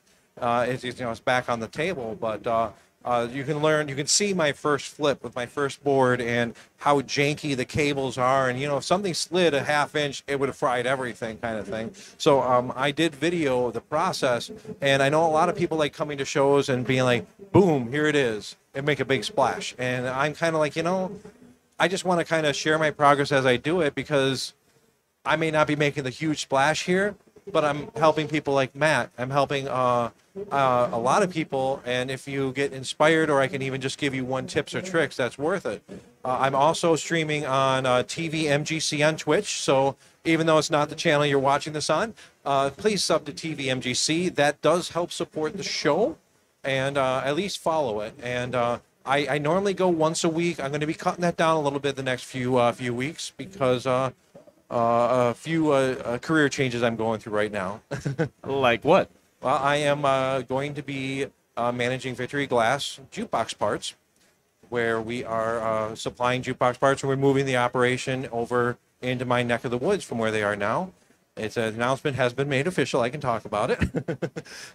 And I'm going to be taking my skills and what I've done here into improve, with quality, and still maintaining that industry. It's fantastic. Thanks for coming up here and talking to us about your game. You're welcome. It's been pretty awesome. Uh, I mean, we're running close to it. Let's keep the schedule as close as we can. I think what I would encourage is there is gameplay footage of Ghost in the Shell via you. Yep, Jack. on YouTube, Pinball Mayhem. Go there, hit the sub button, check out the videos, and I'm going to be doing some stuff when I get home. Now, unfortunately, the YouTube and the Twitch content of this game does not have the audio plugged in. If you notice in the back box, there was a wire hanging there just in case we press start, because DMCA. This is a fan project. Cut of audio. Well, for all the people here, or will be coming here, just go play it. It's Yep, rad. it will be on the floor until the show closes at 6 o'clock tomorrow. And so far it's been holding up really great. So as long as nothing huge breaks, it will still be on the show and available to play over in that corner in probably about 15, 20 minutes. Yes. 15. Yes, we have to do that right away. Well, we got to move it there right away, but I got to shut it down, boot it up, and Yeah, you know. clean your fingerprints off the glass. The standard stuff. So speaking of TV MGC, Mark of Mark's Basement Arcade will be here soon, and he also streams on TV MGC. Correct. He streams at, I believe, 2 o'clock on Sundays. Ask him more about it. He does a lot of pinball and focuses on EM, repair, and early solid state. So definitely a good show to catch. And he's rad, so stay on the internet and continue watching us, and he'll be here in 15 to 20 minutes by the time we get this over there. We'll be over there, yeah. So Thanks, Ed. thank you, Kyle. Thanks, Ed. This was fun. Thank you, Matt. Emoto Thanks, says thanks Emoto, too. and goodbye, Internet. You can find me on the Internet and other places. Bye.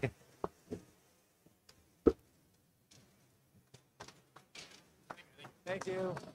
We're not worthy. We're not worthy. Dude, thank you. Where are you on this one?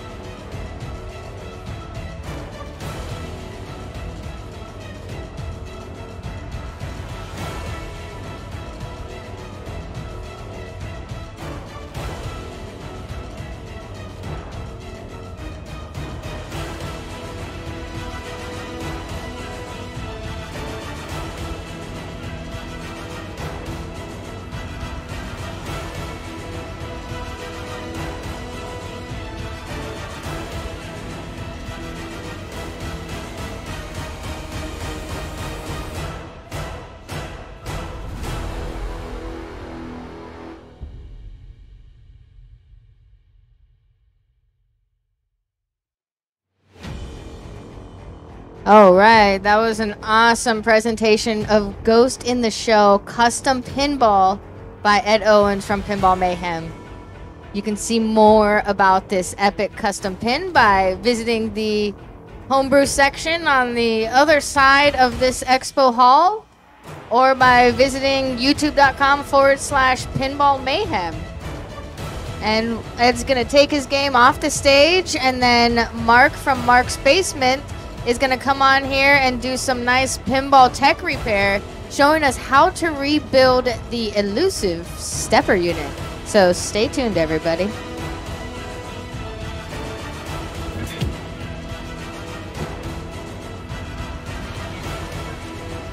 Oh, yeah. Oh, and last call for our raffle to win a Stern Pinball Translite. We have a stand that Kim is bringing to the stage right now. All you have to do is scan this QR code, answer a few simple questions, and your name will be added to the pool for our raffle giveaway. So come out to the stage right now. Don't get run over by Ghost in the Shell. They're strong. That was crazy. Bump you up. So come over and scan the QR code. Kim's holding up the sign right now so you can get a chance to win a Stern Translite. I have an awesome Iron Maiden Translite art by Zombie Yeti just waiting to go home with you and put on your wall in your game room. And while you guys come over here and scan this QR code on the sign to get listed into the raffle, don't forget to sign up to Insider Connected. Scan your personalized QR code to any of the Stern Pinball games we have in the booth and get your names up on the leaderboard. We're going to give lots of prizes away to the leaderboard people, the winners, the top scores. Sunday afternoon, we're going to do a giant prize for whoever has the highest score of the weekend. But right now, we're going to do a few smaller shout outs to people if you're around still playing. So sign up to Insider Connected. All you have to do is take a picture of that QR code on the toppers of all these pinball machines, or visit sternpinball.com/insider. It's absolutely free. You can collect achievements, badges. It's the latest and greatest technology from Stern Pinball. Sign up today.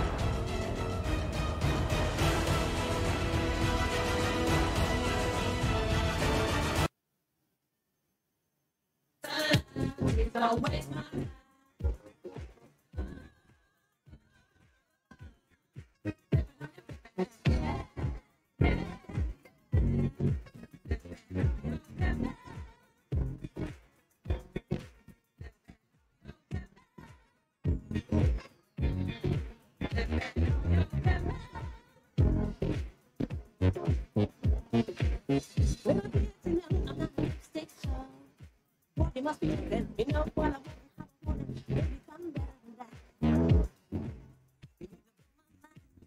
So start with the one and done. Stop whispering in my ear. I know.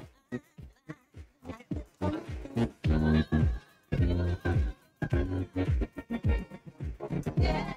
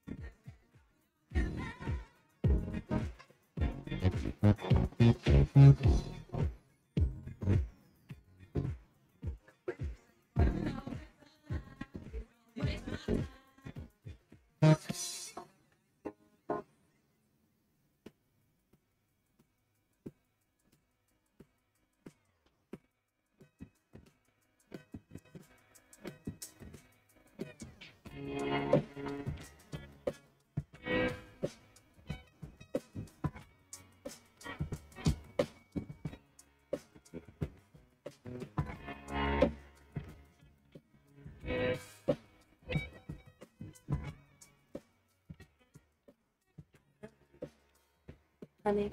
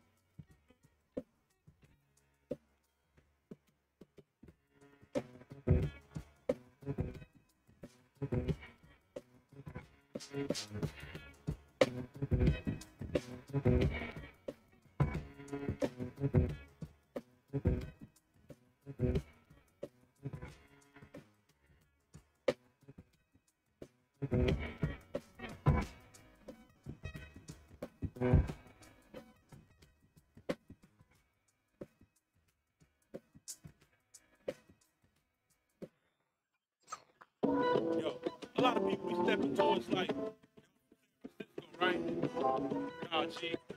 We show a lot of love for the state of California, California, California, California.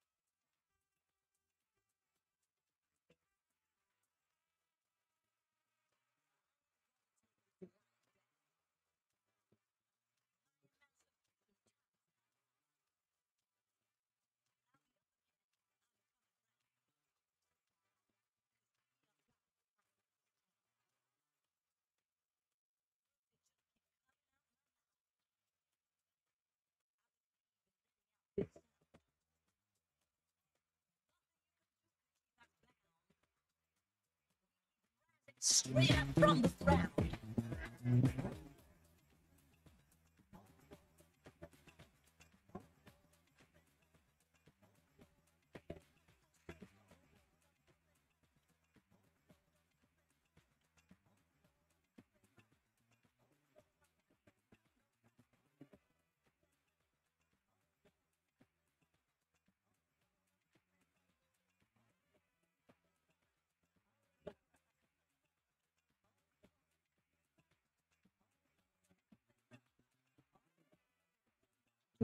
But no, it's not on me. I am gonna take it lying down. To ignore me. It's the best of A little different than me down on my knees. Now they look in my coming round. They don't need to be. Don't need to be. a little bit.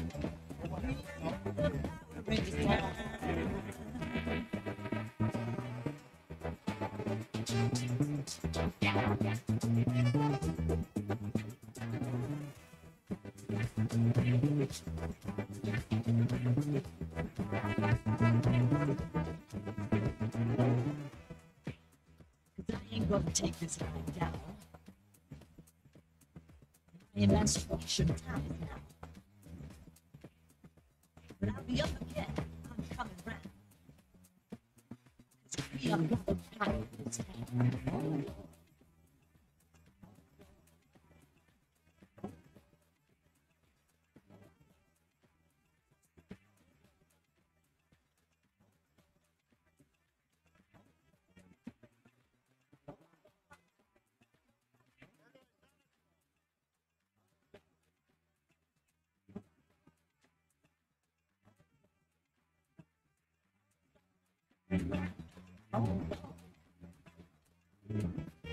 Regardless of what it could happen, this is the way it did.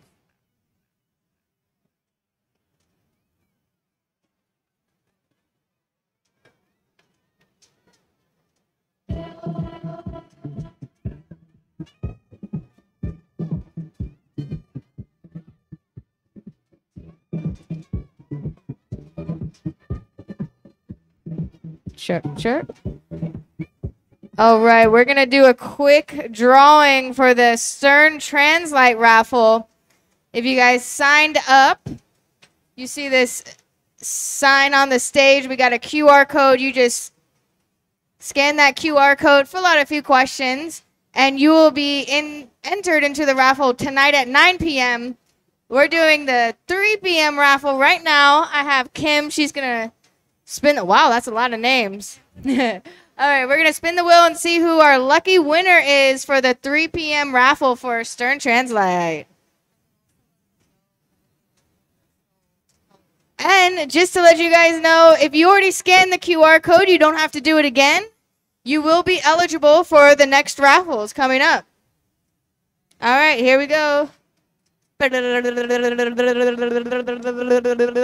the sign of the wheel. Oh, I almost knew that guy. Oh, and the winner is Nicole Caporan. Congratulations, Nicole Caporan. If you are here at the Stern booth, come on down to the stage for your Stern Translite. Yay! And for everyone else, scan this QR code on this sign right here to sign up for the raffle. We're going to do another one at 9 p.m. And don't forget to sign up for Stern's Insider Connected. Get on the leaderboards. We got prizes for that coming up soon, too.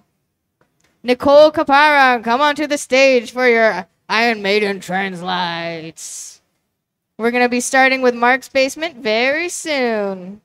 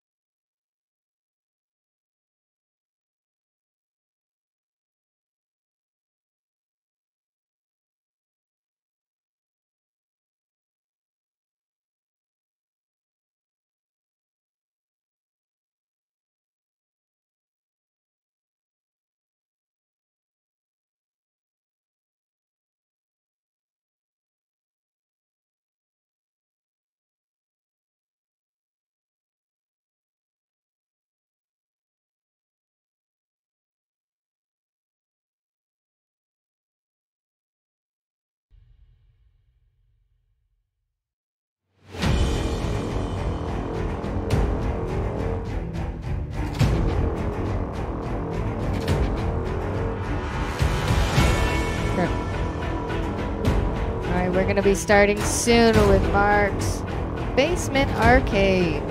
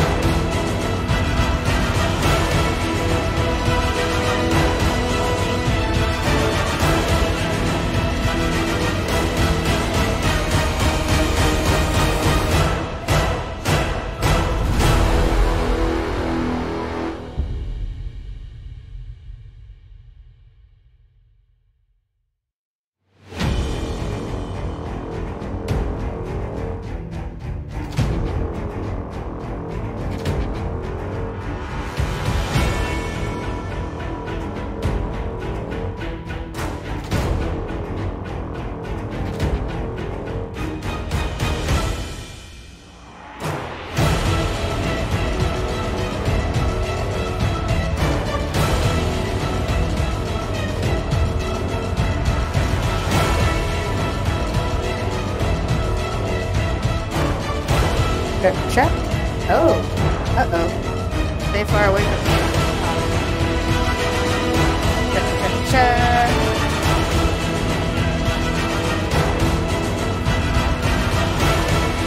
Check, check.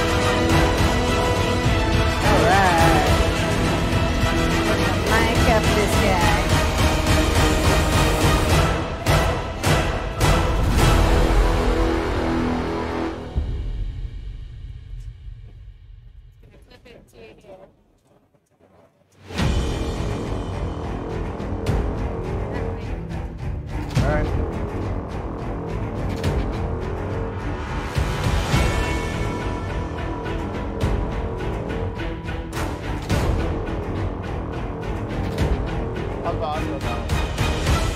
Is that good?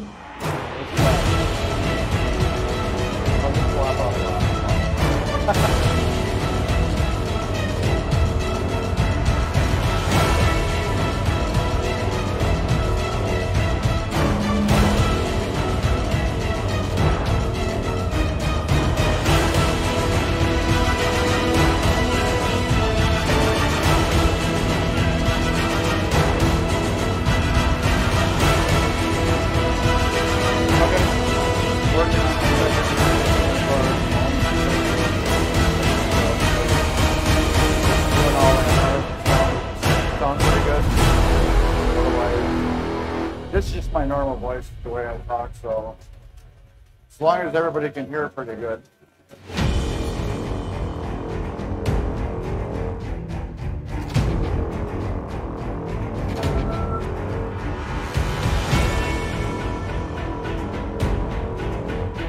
Right, how is it now? Is that better? Okay, cool.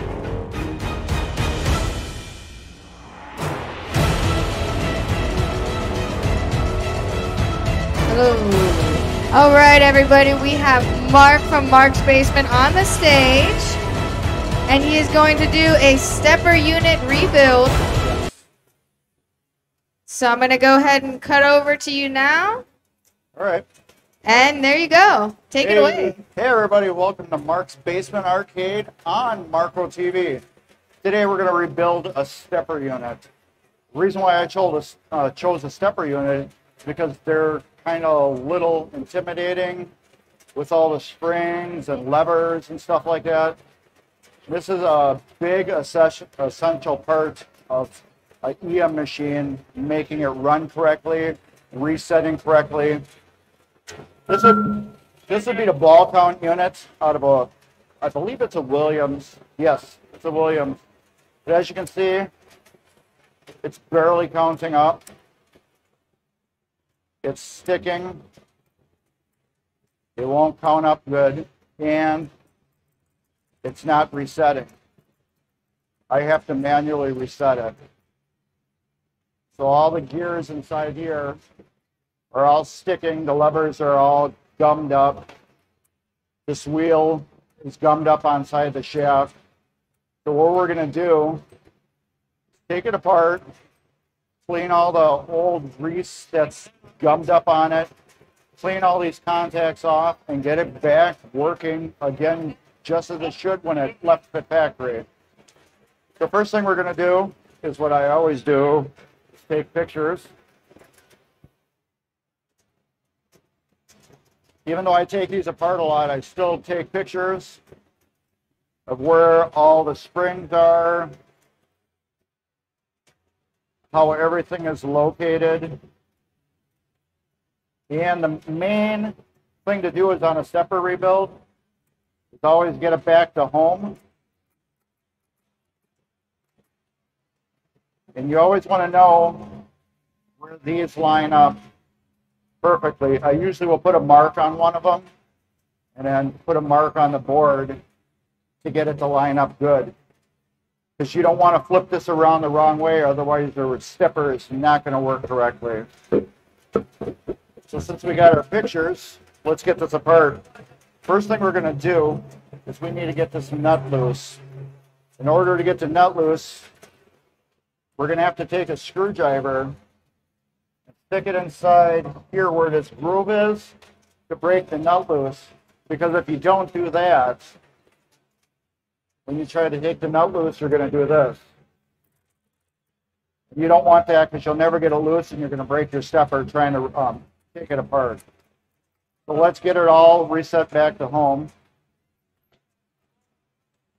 Now, what I'm going to do is I'm going to take the screwdriver. There's a hole actually in here. You can stick the screwdriver in the hole here. That allows me to break the nut loose without anything moving.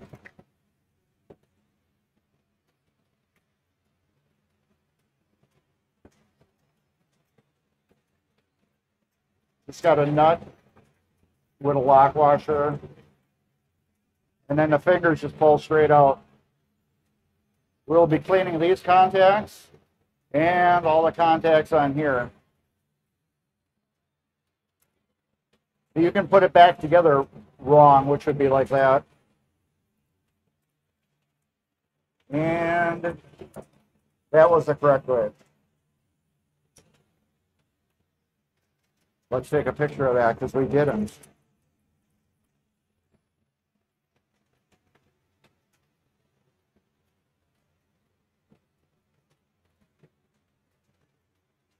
The camera is your friend. Your camera, always use that when you're rebuilding stuff.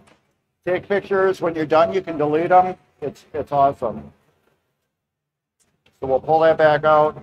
Now we're going to flip this over. We're going to start removing these springs. First spring we're going to do is this one. This is a wind spring that keeps tension on its gears. You usually will have 3 to 4 winds on it. We got 1, we got 2, we got 3. We got 3 winds on it. Next is we're going to start pulling off all these springs. They just pop right off. They got a groove where they are held in.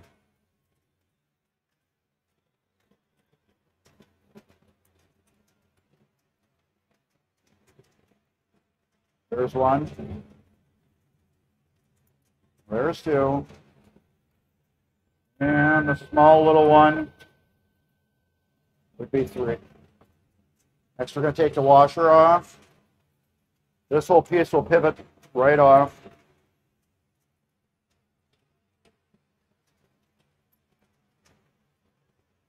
And that. Next, we're going to pull this one off. It's got a C-clip that holds it on. It's just a little C-clip. Put that off to the side. And this will pull straight out too. Now this is one of the parts that usually sticks really bad on a stepper. Is this piece. This is one of the first pieces I like cleaning. What I have here is this is naphtha and the most concentrated alcohol you can buy, rubbing alcohol, isopropyl from the store. I use these to clean because a lot of people will take their big bottle of naphtha or alcohol and they'll take it and they'll go like this on their rags and they'll start cleaning stuff and then they'll take it again and go like that. Every time you go like that back on your dirty rag, you contaminate your container by going like this. So what I do, I just take one of these blue shop rags. I just take a little eyedropper and do that. This way, this never gets cross-contaminated with any dirt. What we're going to do here is just get in here as much as we can and clean the gunk out of the pivot point right here.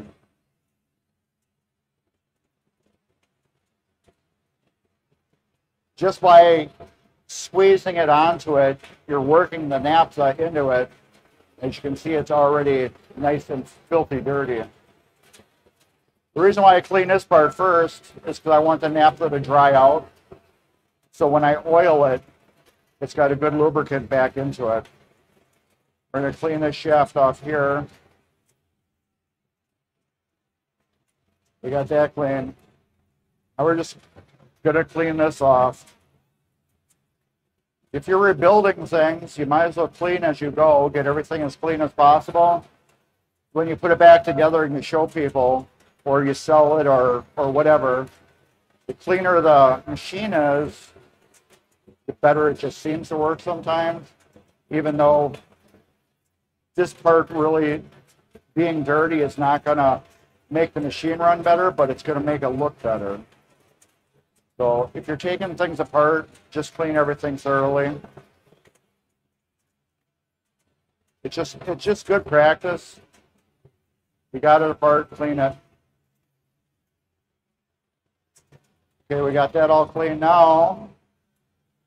Just regular Q-tips. These are just cheap ones. You don't need the regular expensive Q-tip. I found out I don't like the Q-tip brand. These are the up and up ones you can get at Target, which are great. And I just go in here and clean out all the old grease or whatever that was on there. You can see how filthy dirty that is. Okay, this piece is done. We're going to go to these next pieces. See, already it's black. And screw your caps back down on these. Because if you ever watch any of my videos on YouTube, I've spilled these plenty of times in the machine. You don't want to do that. Black.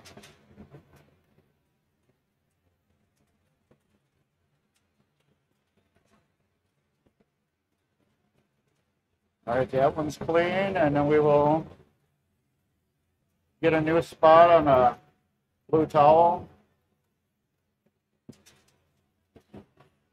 Start cleaning all the rest of this off.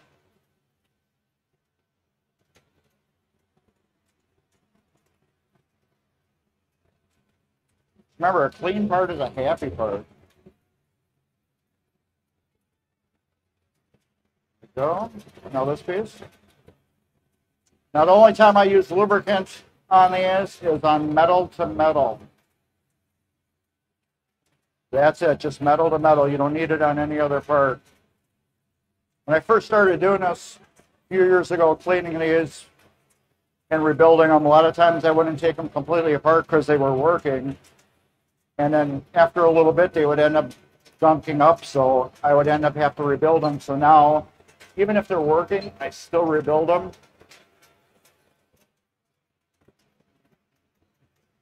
Because it's just one less maintenance part you have to do. So if you go through and you rebuild every single part on your machine, you have a machine that's going to last another 20, 30, 40 years. Just a Q-tip again, you can see how black it is. I'll go with one last sweep through here. That part's all clean. Now we can pull this gear assembly out. This shaft gets really bad. A lot of times there's old gummed up grease in there. So again, we're gonna use the eyedropper. I just brought the alcohol so you can see how to keep them separate. I don't use alcohol too much, but I do use it on occasion for certain things. And we'll just clean the gear off. A lot of times people will put grease or oil on these gears, which it's not needed.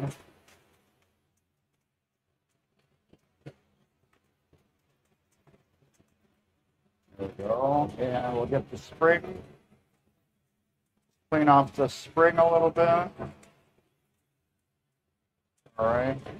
Now this is where I use these old Scotch-Brite 3M Scotch-Brite scrubbing pads. I love these. I use them till they fall apart like this. I prefer them when they get torn apart into pieces like this because they're more bendable and you can clean better with them.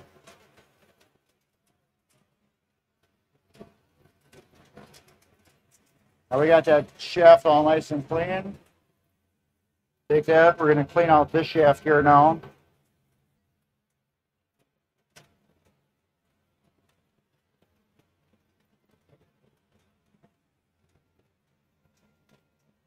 So this unit's basically almost completely done. That wasn't too bad inside.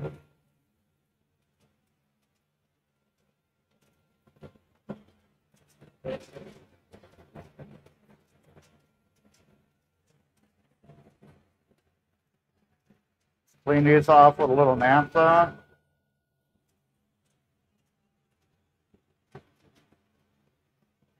All right, now we're gonna have some fun on this side.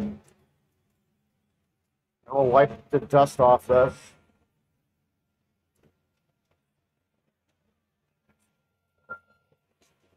Now we're going to concentrate on these contacts here.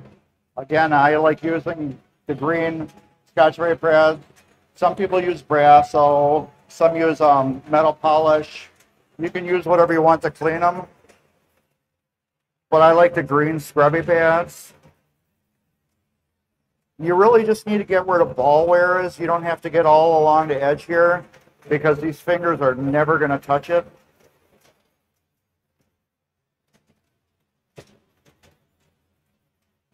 I think it's probably be better going like this. As you can see, they're starting to get a nice shine to them.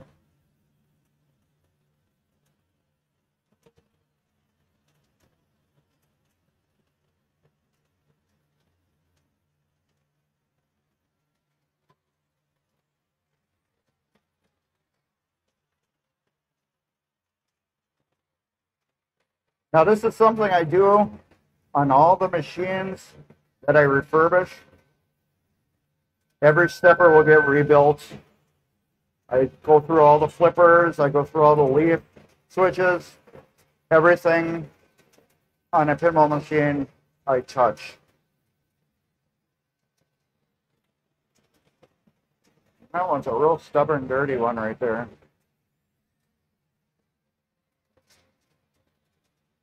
Now these steppers are usually mounted in a head like this, or sometimes under the playfield like that. This was a donation from a friend for the show. So this is technically just a part stepper. All right, we're almost cleaned.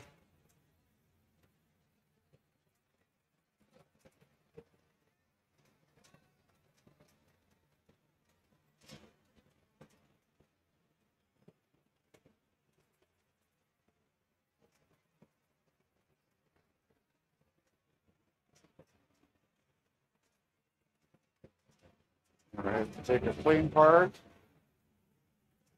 Let's wipe that off. Now here's a little interesting part about the stepper.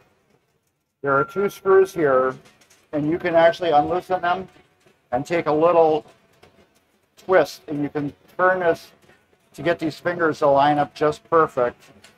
I don't really recommend doing that because these are usually set perfect from the factory, and you really don't need to do minor adjustments to tweak them. Some people do mess with them, and then it just kind of screws stuff up a little bit, so I really don't recommend adjusting those. So this is clean. Now we're going to get to these coils. We're going to pull the coils off and put new coil sleeves in them. These are just held in with little Phillips screws here.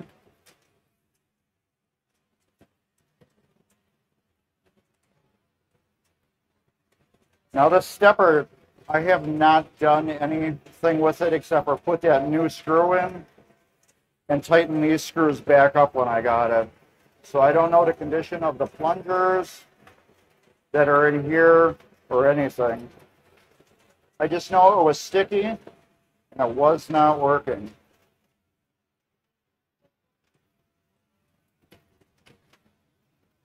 All right, now this will come off just like that. What you want to check on here is the end of the plunger, and it is a little rough. Coil stop is decent.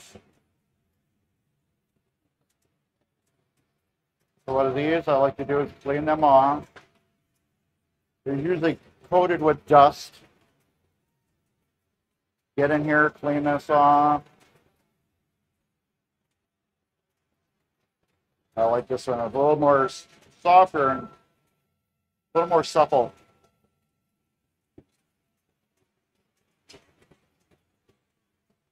Nice and clean. You can also take a file on these to knock the scratching off, which I have.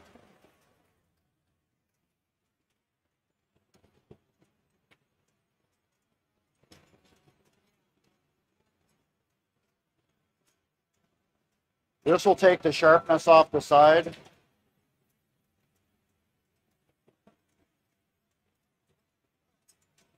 Just go like this, get the sharpness off of it, because that's going to scratch your brand new coil sleeve.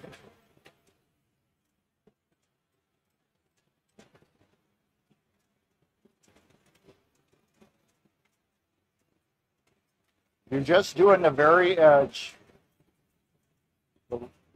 Right here you're doing. That's good. Coil sleeve. They usually will push out just like that. Now we're going to take our towel again, find a clean spot. Now this is rebuilding really easy because it's out of the machine. Normally it's got all these wires attached to it. This is attached with wires. So it's a little harder to do in the machine. I have more videos on Mark's Basement Arcade on YouTube that shows these in a machine being worked on and how you can manipulate them to get at them better. Now, again, cleaning off this coil is not doing anything but making it look nice. But this is what's going to do everything, a brand new sleeve. That just pushes in like that, pretty easy. We'll take our plunger, put our plunger back in. We'll wipe this area off around here. We can get at it nice now.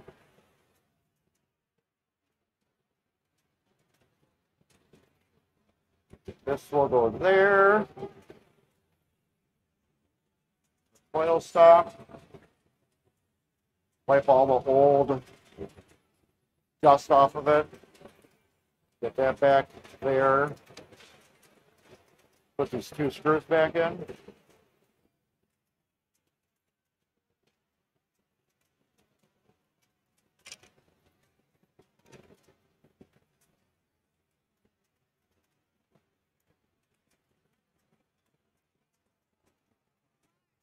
Yes? The standard tool for what? Oh, I'm just using a regular metal file. That's it. It's a real fine one. You don't want a real coarse one because then you'll just take off so much metal. This is just a regular fine metal file that I'm using. You just want to get that edge off of this because it's been mushrooming from hitting the coil stop so much. It's actually mushrooming the edge and spreading it out. And it's leaving a burr along the edge here that's going to scratch the coil sleeve. And then that's going to cause friction and make this bind up a little bit so it can't work as freely as it normally does. But a lot of times too, you'll have to replace these coil stops and they're not bad. This one's in okay condition. If it was a customer's game, I'd probably replace it. On my game, yeah, I'd probably throw this out and get a new one. But this is just a sample here, so we're going to go with it and reuse it. And another thing too, when I put these back in, I'll usually squeeze them tight with my fingers and then tighten the screws up.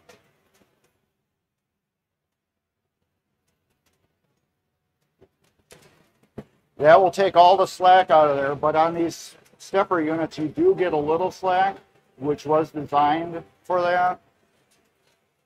So again, here, it came out good. A lot of times these are almost welded in because these get overheated so bad and then they'll swell in. But that doesn't mean your coil is bad. You can ohm test this. As long as it ohm tests good and you can get this sleeve out, you can reuse the coil. A lot of people will throw the coil out because the sleeve is stuck in it. I use a 9mm long Craftsman socket. Usually I can tap these out with a socket and a hammer and get them out, reuse them.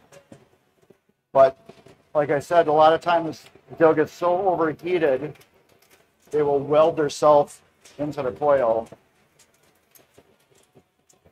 And again, we're just going to clean this off, make it all pretty. So when you show the game to people or people come over by your house or you're just doing it for yourself, it's nice and clean, it looks good. I've seen plenty of games where they've been shopped, and you open them up and they're just filthy like this. So this one really doesn't have too much of a burr on it. So again, new coil sleeve, just slides in. Get this area cleaned off right here. That will slide. Oop, got to put this in first. Again, I like the Scotch-Brite. When I first get the Scotch-Brite, I like using that for cleaning Jones blood because it's nice. It's in a nice hard brick almost. And I use that for cleaning Jones plugs. And then when they get wore out from the Jones plugs, I start using on stuff like this. So my Scotch-Brites will get so bad they get see-through like this. I use them till they just both fall apart.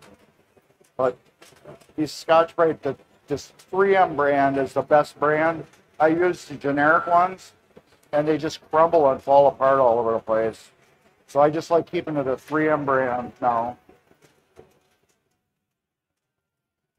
All right, we'll get that there. The same thing. Put the coil stop. Get these screws back. Get them started. I recommend a magnetized screwdriver too. If you're working in a game and you drop a screw, it can go places. If you got it magnetized, it will tend to stick to the screwdriver. And on my heads, when I work on them, I take the head off and I lay it. I have an old kitchen table in my basement. I put a moving blanket on it and I work on it with the head facing down. But take the glass out first, because you can drop screws down through the score reel areas and scratch the glass. But don't ask how I know that. I just do. It just does sometimes. All right, we got that back together. Next we're going to do is this gear here. You're going to notice it's got a lip right here, and it's got this, it's basically a stop. It lets the gear only go to one spot and then go to the other spot. But first, this is super lube. You can get this at Harbor Freight, anywhere. You can use whatever type of, like a dielectric grease you want. This is, I like this. And a lot of pinball people like this. It's a synthetic multi-grease. It's also a dielectric grease. So I like it. We're going to lubricate the shaft with it. The shaft and just the base right here where it rides, because this is all metal to metal area. I like putting it on my pinky because my pinky is usually one of my cleanest fingers.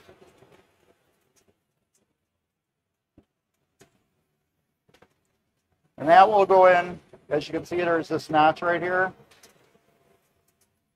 This is going to rest into that notch.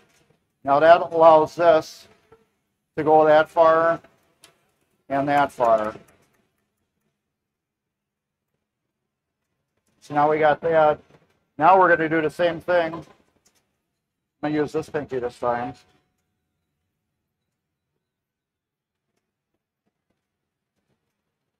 I'll put a bigger glop on. I'm going to massage it into here where the fingers are going to ride. I know you're probably thinking, man, that guy's got a lot of grease on here, which I do. But you'll see, I'm wiping most of it off. I just wanted a big glop on there so I could get it massaged into the metal nicely. And that's going to help with the contact and keeping this area lubricated. Now we're going to get back to these fingers. These fingers, I'll usually start on one edge. My fingers are dirty too. I like taking them and resting them on my finger like this. When I clean them, I'll just go like this with the green scrubby pad. Move it to the next finger. Next finger. Just go around the whole thing. The reason why I'm using my finger to hold it is because these bend easy. They bend really easy, and you don't want to bend them. All right, we got those clean. Swipe any little crud that's on them, just so they look clean back in the machine, and you know they're clean in the machine.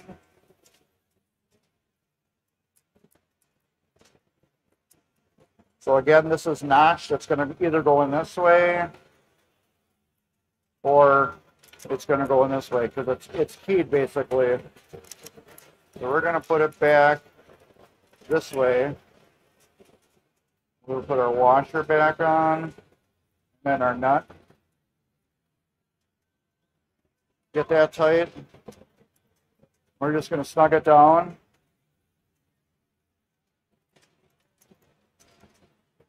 That's good right there. That's perfect now. Now we're going to get back to here, this area. We're going to put this gear on first, but we're metal to metal again. So I'm going to use this. I like this super lube. It's in like a kind of like a pen applicator. This is a little different than the tube I used. This tube is thicker. This is really thin. And I'll put it a couple drops so it can get behind the metal. Because you can't take this apart and clean it because it's like press riveted together. You just need those couple little drops. This is going to be the fun part here. There we go. You just go like this. It flings the grease, lubricant, underneath the arm.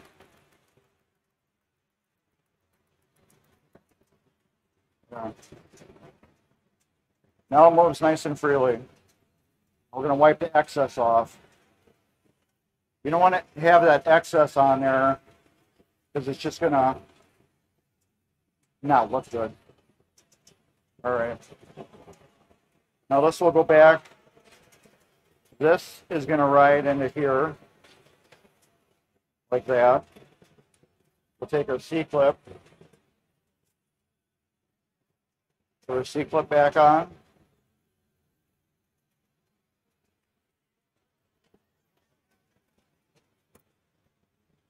C-clips, when I put them on, I always make sure that they turn. They turn, you know they're set and they're good. Now we're going to put this gear back on. This is the fun part. I always screw them up. That's where I get my picture.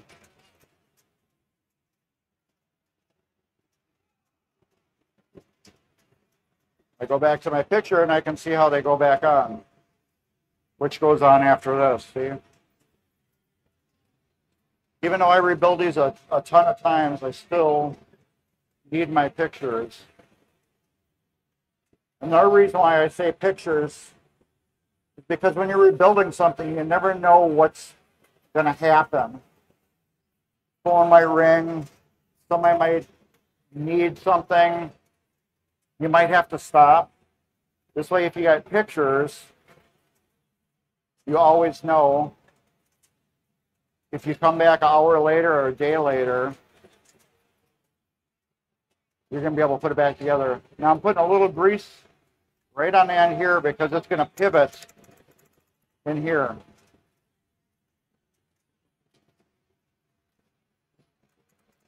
Now we'll pivot in there like that.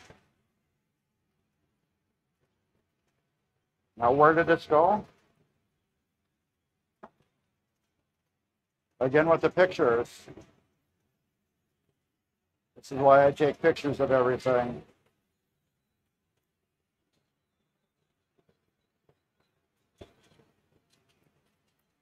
There.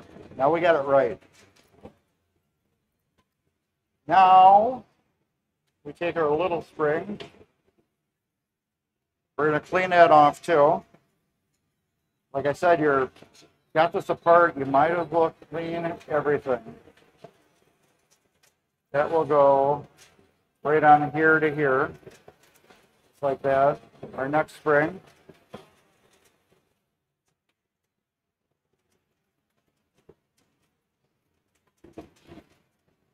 We're going to go here to here.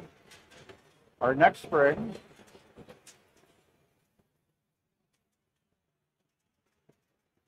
It's got two holes on it. It's got a tinier hole. It's got a bigger hole. Smaller one's going to go onto here. Our washer, which will go onto here. We put a little bit of lubricant on that because this is going to be another metal to metal contact right here.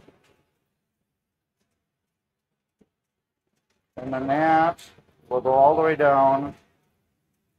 We'll take our screwdriver, push it down so it locks into a groove on the shaft. Now remember this, we said it rewound 3 to 4 times. We got 1, 2, 3. That will hook under like that. And now we got a perfect counting up stepper.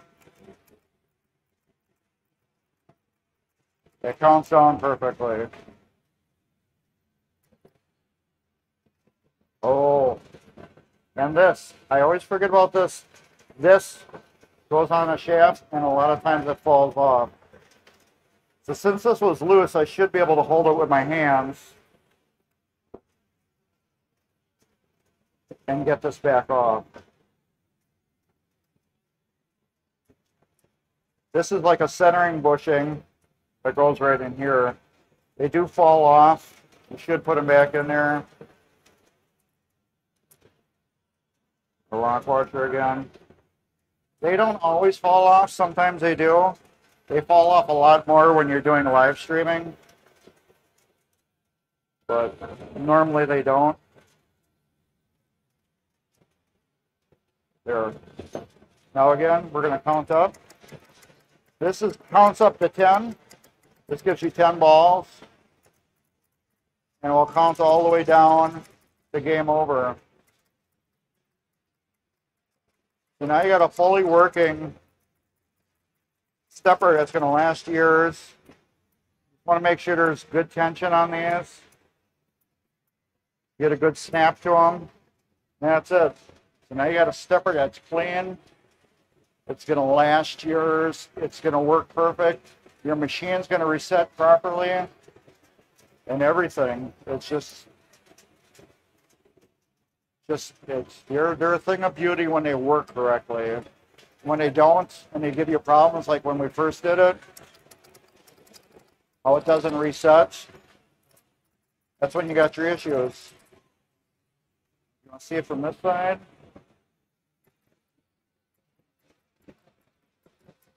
I should show you one other thing that's on the stepper. You notice they can't go any further because they designed it where there's no teeth on this part of the gear here, so it can't overstep itself. So that's why it gets to this point and it just keeps doing that. But this is what you would call a step up, step down stepper. There are several versions. You get step up where it steps up, and then you get a full reset where it stacks all the way back to the beginning. Score reels are a version of a stepper, a continuous stepper. There's so many different types of steppers in pinball machines. They all rebuild similarly.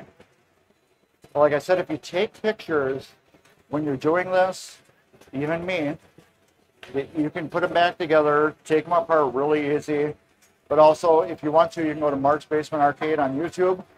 I have 300 and something videos on building just about every mech on a pinball machine. So, and you can also find me on TV MGC on Twitch at 2 p.m. Central Time on Sundays.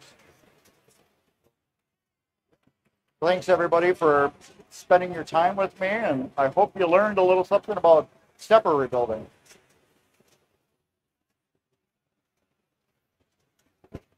Thanks so much, Mark. That was awesome. Thank you. If you guys want to see more of Mark's pinball repair content and other stuff, check out his YouTube page. It's youtube.com/Mark's Basement Arcade. Thanks so much for joining us. We're going to take a quick break, and then we're going to do some highlight interviews of some of the locals out here. And everyone on Twitch says thank you, Mark. Thank you. Thank you for having me. All right, we will be right back.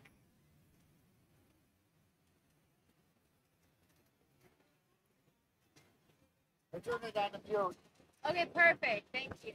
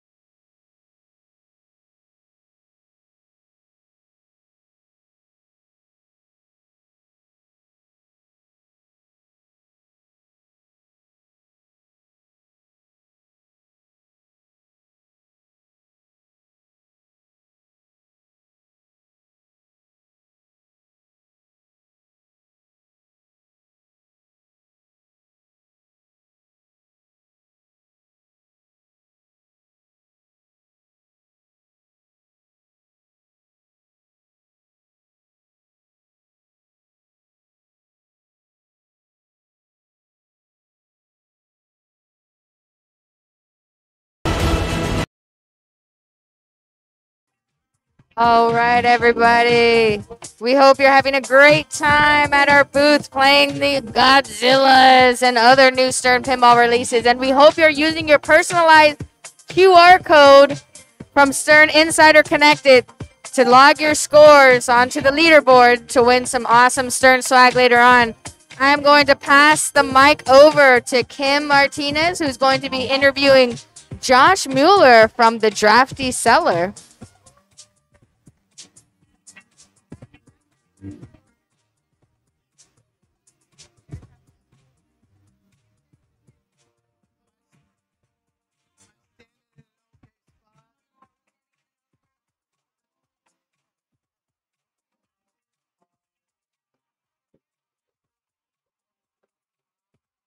It's on. Testing. Oh, it's loud. How loud is it? Can you hear me? It's loud. Okay. All right, all right. Oh Lord. All right. Hi, Josh. Thank Hi, you Kim. for thank you for accepting the interview. Happy to. So I know that this is something a little bit newer that we kind of wanted to do as the company Marco. We wanted to highlight local scenes of Definitely. yeah, like of the shows that we go to. So here in Wisconsin, you own the Drafty Cellar. Yes. So tell me kind of how it happened. What was that? How did it happen? So Drafty Cellar, I have a passion for craft beer. That's my number one love. But I've always been a gamer my whole life. I've always been a gamer. So so I was bigger into the arcade games and console games, but not till I started going to the Midwest Gaming Classic, like 8 years ago or whatever, I realized how big of a cult following and culture the pinball scene has been, and it got me to get a little more into it as well. And when we opened our place 3.5 years ago now in Watertown, Wisconsin, we definitely started with a couple pins. And it just progressed from there. At times we have sometimes 9 pinballs floating, and we rotate our machines out, and definitely like to keep it cool and fresh. Right. And well, we did a few events. It's a little tougher being in a smaller community, smaller town. To do some pinball events, but we still have some killer pins. Great beer selection, like I said, beer, games, arcade machines. Yeah, we definitely just keep that's our thing. Beer and video games and Beer and video pinballs. games. Yeah, right now we have a Big Lebowski pinball, and I know that's a big hot commodity. That's a rare machine. Yeah. So yeah, again, yeah, that's our thing. Any other questions? Yeah. I feel like I'm being interviewed. Any questions? Yeah. So I will say I had a pinball machine in my basement, an old Zigzag Williams pinball machine that I played. I was pretty sad when my dad sold it off for probably $100. Oh man. I know. And yeah, so I had that old Williams machine, and there was something always about pinball that I loved, and happy that finally made it to the Midwest Gaming Classic because I had no idea where they were. I didn't know anyone that went to it, and then I finally did, and it's like I fell in love, and gaming, pinballs, all the whole thing. This is just happy to be back in the Midwest Gaming Classic, and yeah, it's just represent our podcast, Hair of the Dogcast. That is also another thing. Yeah, it's another thing. So, beer and video games, if you're into that sort of thing. And I think they are, because we're here. Yeah, right. But so let's talk about that for a little bit. Hair of the Dogcast. It's about beer. It's about video games. Yeah. Tell me a little bit more about what you guys kind of cover. What kind of video games? So we'll go from retro to new. We go over the latest video game topics, whatever. But then we'll do some deep dives, and we have some other shows as part of the podcast, like Raw Dogs. So there's 4 of us guys, and we rotate, do all sorts of different information, news. Bi-weekly is our main podcast, but we always have more information. Been doing it for like 5 years now. Okay. And we've been at the Midwest Gaming Classic, I don't know how many years now. So it's great to be here and great to be part of the scene. And yeah. So you talk about your love of drafts and a love of beer, obviously. Yeah. what type of beer is your favorite? Oh, my favorite, hands down, is a nice dark barrel-aged stout. It's an imperial stout, high alcohol, and they age it in a bourbon barrel for at least 9 months on average, probably. Yeah. And we're blessed in Wisconsin with a lot of great, like Central Waters, who just opened up in Milwaukee here, took over the old Pabst building. Like they make fantastic barrel-aged products, and yeah, those are my favorite. I do like a hazy IPA. I like some sours. I like some traditionals. I love beer across the board. The science, the brewing, But those stouts. the outcome. Stouts have my heart, baby. Yeah. Yeah, I'm really bad about beer. Usually just drink sours if I drink anything. Well, I'm a you wolf. have time to learn. There's a lot out there. You need somebody that knows beer to show you beer. I was a bartender for 7 years. I Well, still don't like beer. If you weren't working with anybody, how are you going to learn, you know? Yeah, fair. I mean, it just takes somebody that really knows the beer industry to Yeah. really showcase what it has to offer. Okay. And yeah, again, craft beer is my love. So is pinball second or? Gaming is definitely right after, probably. I mean, it's right with it. It's all love. Yeah. Well, Josh, once again, can you go over where Drafty Cellar is located? Yes. The hours, the pricing, and kind of what kind of menu you guys are showcasing right now. Okay. You can find our beer menu on untapped.com. It's always updating. We always rotate our products. We do beers, meads, ciders, seltzers. We make great cocktails, old fashions, Wisconsin style, Manhattans, what have you. So what?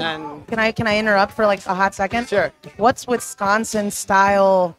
Okay, so Wisconsin style, like basically outside of Wisconsin, maybe hints of Chicago, maybe just outside of Wisconsin. Old fashions are typically made with whiskey, splash, soda, that.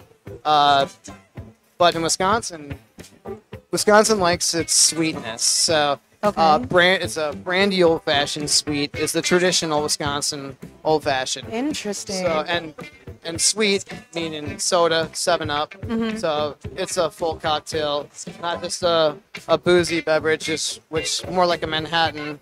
Right. But yeah, so Wisconsin style fashion is just on the sweeter side. Yeah. And it's typically brandy. Interesting. But Yeah. I prefer whiskey myself. Right. That's how I've always made it. So I was really interested when you said Wisconsin. So the rest of the style. world will make it with whiskey. Yeah. But again, back to where the Drafty Cellar is in Watertown. We are right between Milwaukee and Madison. Solid hour from Milwaukee, 45 minutes from the east side of Madison, probably. Okay. So a nice central location. You want some fun games, you want some great craft beers, and whatever, cocktails, all that, we got you covered. Yeah, we really pride ourselves in what we do in our place, and we bring a great product to Watertown and surrounding hometown areas. And the really cool thing about the whole pinball scene is we get people that come from like 2 hours, Green Bay, Rockford, Illinois. Like we get people that come like because we have a nice pinball selection and that big Lebowski. Yeah, we do got Lebowski. I mean, a lot of Stern. Deadpool, Avengers, the new Mandalorian. And Turtles. Gotta have Turtles, right? All right. Yeah. So I mean, if you want to see our selection, usually it's updated on what is it? Pinball Map. Pin Map. What is it? Yeah, it's Pinball Map. Yeah. Sorry.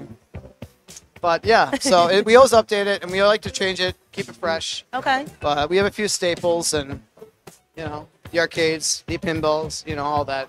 But yeah, we're happy to help the pinball community grow. Right. So, do you guys do any tournaments or leagues or anything? we've been approached. Like I said, it's kind of tough in our small community to really. We're trying. We're still trying. So we just need a little bit more support. I think we can get something rolling. Right. Stern's reached out to us about doing the Stern Army. Yeah. And we would love to. We just need the support for those tournaments, and we'll definitely promote them. Follow our Facebook page, Instagram. We will update on that. Beer events, live music, pinball tournaments in the future, hopefully. Soon. Very soon. Yeah. Well, we've done a few. So Okay. let's do some more. Let's do some more. Yeah. All right, Josh. Well, thank you so much for taking the time to talk with me. Thank you, Kim. We also have you spotlight over here on our spotlight reel, which is rolling with some more information All for you right. guys. Awesome. But thank you so much. And you guys are located, your podcast crew is located where in here? We're on the other side, On the right other by side. the food vendors. We have a handful of different panels Okay. throughout the whole event. So we have a lot of cool guests. Definitely a lot of cool stuff to see. Grab a slice of Ian's Pizza and watch some Hair of the Dogcast. Check it out. Subscribe, Spotify, all that stuff, you know. Well, wonderful. Yeah. Thank Yeah. you so much, Josh. Oh, thank you so much. Yeah, cheers. All right. Thank you. Thank you so much, Josh and Kim. We're going to do some more interviews of the local scene here in Milwaukee. So we're going to get Gar from Garcade, but let me adjust my lower thirds.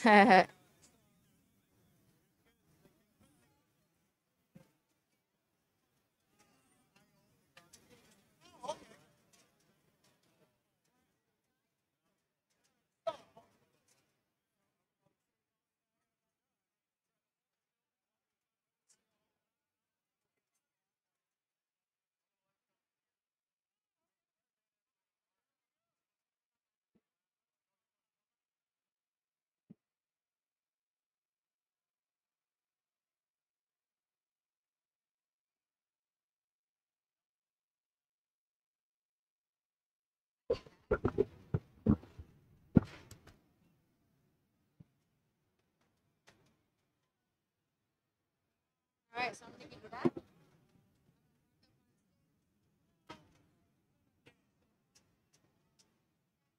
Don't slip.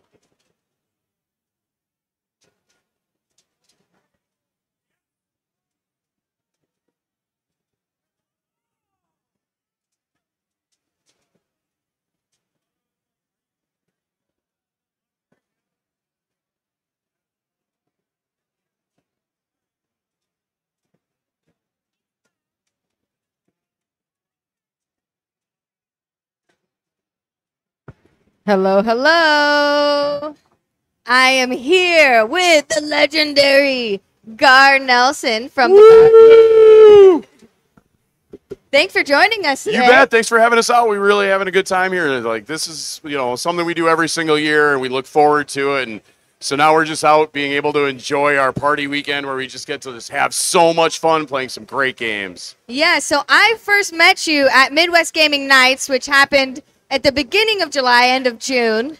And that was a fun, smaller, kind of intimate version of this. This is actually my first Midwest Gaming Classic. Oh, no way. Oh, yeah, dude. it's mind-blowing. It is. It is so much fun. We've been doing it for about 10 years. We did it Wow. for years before we actually opened our arcade.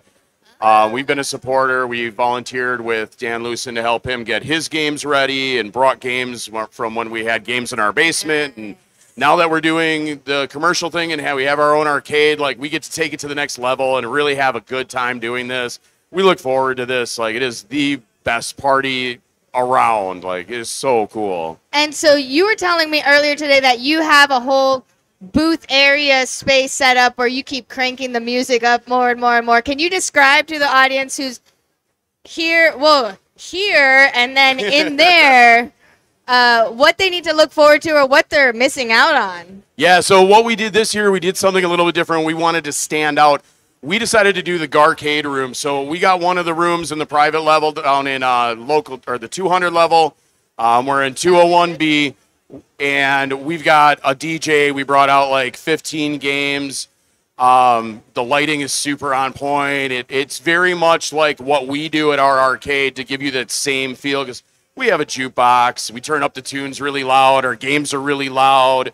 It's great. Like, the experience is exactly what we wanted. It's very impressive from a marketing standpoint. Like, we are just loving the attention that we're getting down there. So, we're having a good time doing it. It was well worth all the effort that we put in. Awesome. So you have 15 games here. Do you know all the titles? I really want to know what I am gonna go Oh play man, we later brought. tonight. I can probably do most of them. So we brought Give two me the Rush 2049 drivers that are linked. We brought a Pump It Up Exceed with us. So there's a dance machine down there. I'm going. We have a bunch of classics like Dr. Mario, Donkey Kong, Pac-Man, Miss Pac-Man, Galaga, Area 51 Shooter. We have we brought a couple of pinball machines. So we've got Metallica. We have a Munsters Premium Black and White version. Oh, Yes, very collectible, so super beautiful. cool. So Like beautiful. we love having it at the arcade. We wanted to do something special, so we brought it here. Wow. We brought our custom Grand Theft Auto re-theme of Hollywood Heat by Gottlieb, System 80. So that's really neat. And then I we gotta even get brought a pictures of that. 1973 Williams Gulfstream EM pinball machine. Oh, So we've yeah, got I a did little bit of Gulfstream. everything that spans over a nice long Nice. period. We brought some more modern stuff like our Gauntlet Legends, Area 51, We have to play Maximum Gauntlet. Force. Like, you know, we brought a little bit of everything for everybody. And so it's a very cool spot to come and hang out, spend a half hour, 45 minutes, like playing games, jamming to tunes, and just really Nice. having a good time. Nice. And that's just right downstairs from where we're standing, right? Yeah, Or- if you go down by the ticketing booth, we're right around the corner there. There's no charge. Like, it's included with your admission. Come on in the room. Like, really have a good time. We got some freebies that we're giving away, some swag. So, Did you say free pizza? no, freebies. Freebies. I was like, I wish I there was must be free hungry. pizza. Like, let me talk to the Ian's guy. Like, That is so cool. So tell me about the Garcade. Where is it? Yeah, How do I so get there? the Garcade is a retro arcade and pinball located in Menominee Falls, Wisconsin. So we're just outside of Milwaukee in the northwest suburbs. Nice. We have about 7,200 square feet of arcade space, so it's very large. We are close to almost 200 games on the floor, including like the 25, 30 pinball machines that range from the early 1970s all the way to present. Nice. We do a $15 unlimited free play with your wristband. That includes air hockey, foosball, our jukebox, Very all cool. of our games, our driving games, our pinball machines. It's all included.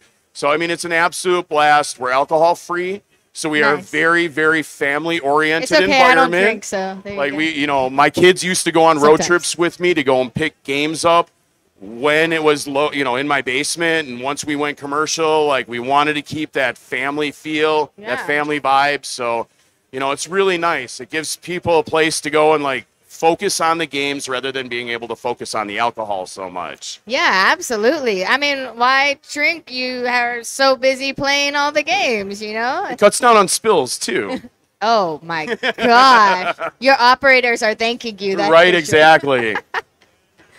Well, what inspired you to open up the Garcade 4 or 5 years ago? It's funny because I started out as a home collector. I was one of the basement guys. I have an electrical engineering background. And so for me, I've always been a hobby guy. I wanted to figure out a way to incorporate my hobby with what I had learned in college because I didn't want to lose what I had learned. I wound up going into IT. Very So, cool. yeah. And so I started buying broken games and brought them home, started working on them, fixing them. My kids were really small. They were young, like 3 and 7 when we first started. And it became very family oriented for us. My kids would go on road trips with me to like other states. I'd like pound them full of, candy and soda. Road trip snacks. And, yeah, you gotta toss have them in the back seat. Like, we're going to buy a broken game. They'd be like, Oh my god. and it was so cool. Yeah, it was so a very, awesome. very good experience for us. And so after a while, we started being like the house everybody goes to on all the holidays. I bet. We would have like business parties where we'd have people from work come out. And every time somebody would walk down into my basement, it would be that same reaction. Like the eyes would get really big. Your jaw would open and like hit the floor. Like, I can't believe this is your house. And that reaction resonated with me. And I really wanted to feel like I could do something where I could have that on a much larger scale. Nice. And so I grabbed my best friend and I'm like, dude, I think we can make a business out of this. And that was 4.5 years ago. And we haven't looked back since. Like we love what we do. It's our passion. Like we work so many hours just trying to keep things running and together, and like we don't worry about it at all. We love doing what we do, so and it shows. Yeah, that's amazing. And it's really cool that you guys are on the free play system. And I personally like that too. You know, you pay, what'd you say, $15? Yeah, it's $15 unlimited play, come and go access for the entire day. That's so affordable. It is, especially for people with families. We do kid pricing. Kids 9 and under are $12 with a paid adult admission. You guys got small kids, 4 and under is free with a paid adult admission. So, like, we want families to be able to come out and do basically what we're doing here today any day of the year.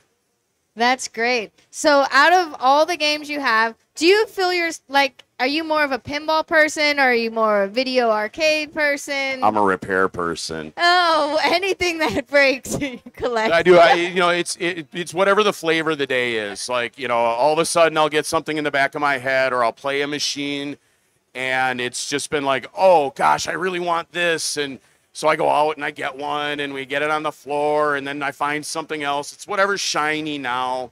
Like we just added a Guitar Hero, which has been like massively cool. And like it's gotten a lot of response. It gets played from like open to close. It's with the free play option. So like the guys love it and the kids learn it and it's really cool. Amazing. So what, as a repair person, what has been the hardest repair you've ever had to do and that you felt like is your greatest achievement? You know, it's funny. I received a 1973 Gulfstream pinball machine, an EM, way back in the day. Yes. Yeah, it's actually, it went from my basement. I had received it free, non-working. I spent 9 months banging my head up against the wall trying to learn how to fix it.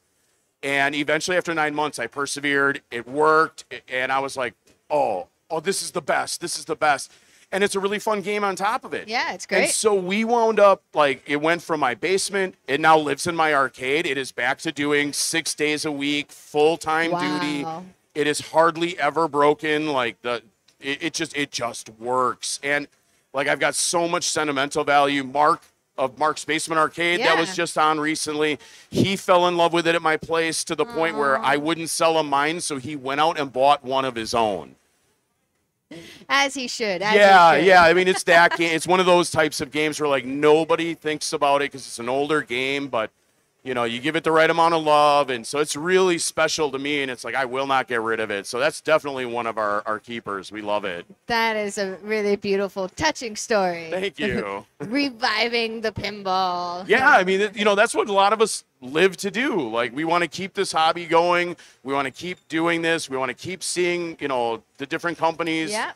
You know, I think it's great that we have some of these newer startup pinballs that are really giving people a greater exposure. We're seeing some really cool designers coming out. Like, you know, look at Scott Denisi with TNA. So great. I love him. You know, it's really impressive as to what's going on. It's fun to see the new tricks. Even with Godzilla with Stern, like, you know, that U-shaped magnet up at the top, and it's got such good flow. It's got some great shots. Like, you know, we were really pleasantly surprised with it because, you know, we were like, everybody's coming out with a new pinball machine this month. Let's see what's up. And, like, we were so happy with our purchase with Godzilla. It's been, like, massively popular. We got the Pro. Nice. It's hard for me to put much other than a Pro. The Pro is awesome. The So, Pro is. Like, come on. there is very little that you're missing out on with that one, you know. So the Pro in a free play environment for the most part, like, yeah, it's great. it's hard to justify the cost otherwise. For sure. It's hard. So, you know, but we love it. Like, it is really cool. American Pinball, and, like, let me tell you how much I love Hot Wheels. Like, it's such a good killer pinball game. machine. Yeah, everyone's doing so great. Yeah, we love it, you know, and now that Chicago Gaming has finally got around to releasing their 4th game, we're really excited about that. Like, Did you see the topper? Yes, on there? it's so cool. Yeah, the guns that go around, and it's Cowboy. really a lot of fun. Awesome. Well, thank you so much, Gar. I have a personal question. Are you guys open on Monday so I could come check out the place? Or are you going to be recovering from the chaos of Midwest gaming? We will be recovering. In fact, we're actually closing on Tuesday because we're redoing our bathrooms Monday and Tuesday. Oh, okay. So I guess if I don't have enough on my plate unloading everything, like I get to do that too. No rest for the wicked. But it'll be nice when it's done. The place will be even nicer than it is now. Like, I cannot wait to come and check out your place. I have to make once you're done with your bathrooms, I'll come make a side trip up to Milwaukee so I can see it. I'm going to see you in 6 months, right? Oh, you're right. I'll be back in April. Show. We're doing this again 6 months from now, going back to the regularly scheduled program for MGC. Awesome. Well, I'm going to make sure that I come early so I don't miss out at the end of the show when we're all like wanting to sleep. Be tired, wanting to go home, find our own bed. I'm gonna come a day early. I'll be here Wednesday in April. Right on. Awesome. Cool. Thanks so much, Gar. And you bet. Thanks for having us on. We really appreciate it. Yeah, we'll see you out there if you're here at Midwest Gaming Classic. Enjoy our games, but then also go downstairs and check out the Garcades area. The Garcade room at the MGC. Garcade room. And then if you're in Milwaukee, head out to the Garcade. Awesome free play arcade. You bet. Thanks for having us on. We appreciate it. All right. We're going to do another interview here in a second. Kyle is chugging his liquid inspiration. And we'll be back very soon. And thanks for watching, everybody. And don't forget to scan your QR codes. Get connected with Insider Connected.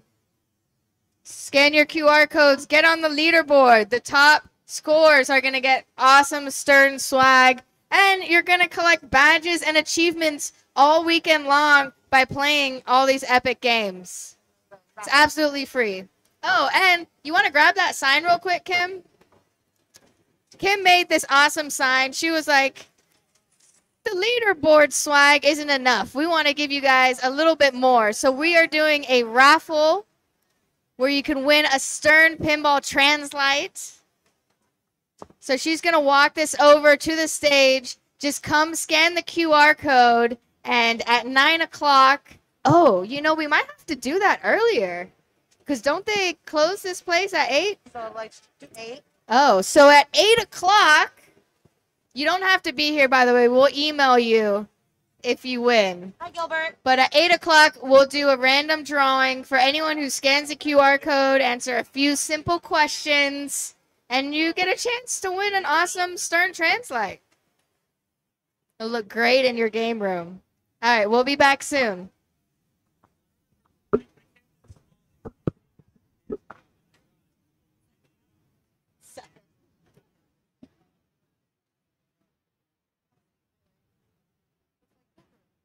I was going to be talking to you.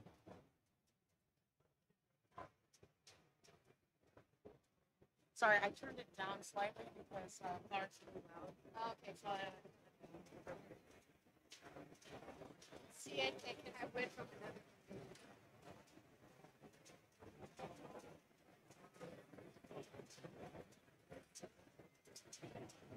What's Gilbert's full name? Oh. What's up? Hello, Mr. Cooper. How are you? See you. You having a good time? Yes.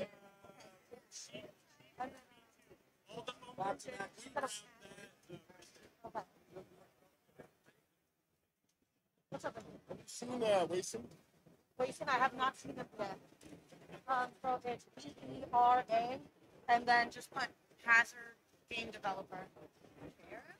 Yeah, Vera. Well, so yeah, so it's Gilbert Hazard.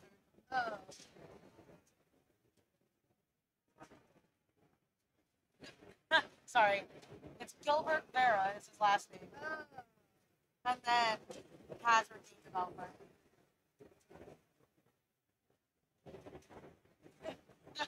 If they could see.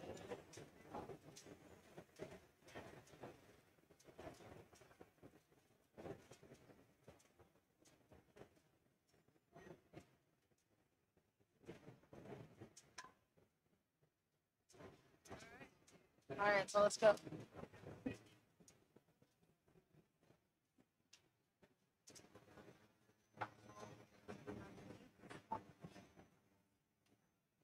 Is it time?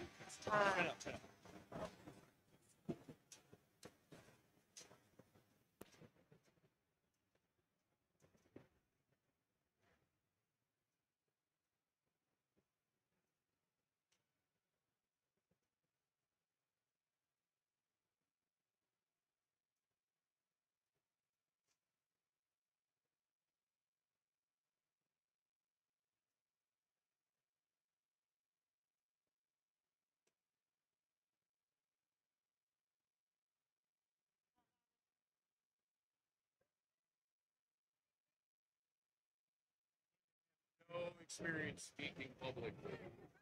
Yeah, no experience at all, Gar.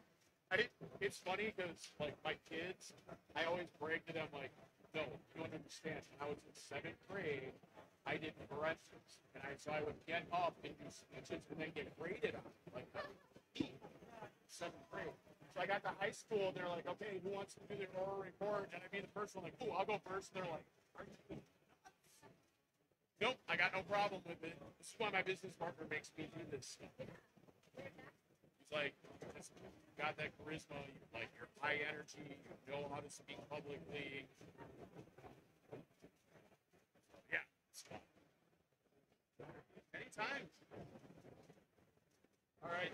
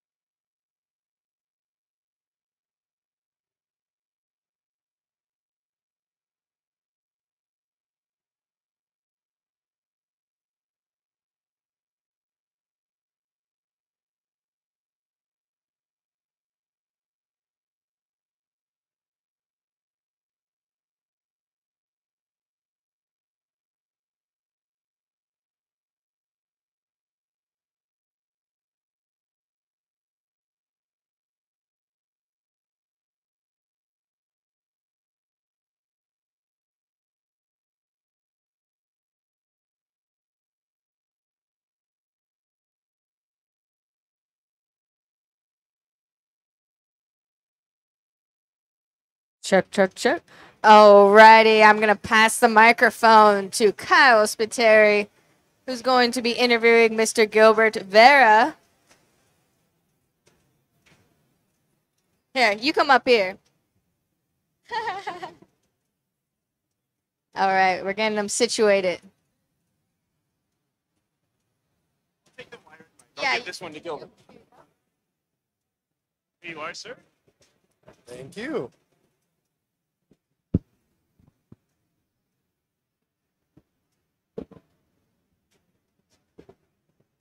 It's on.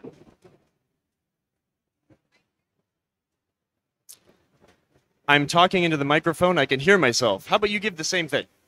Let me test that. I think I can hear myself. Okay. It better be. Raise my Hopefully inner everyone thoughts. else can hear us at the same time. I hope so. I really hope so. We're good? All right. Gilbert, why are you here and what do you do? I am here. This is my first convention, and I'm here to highlight and promote my game, Hazard Let Us Out. What is your game? Tell us about it. What is it on? The game is on the NES.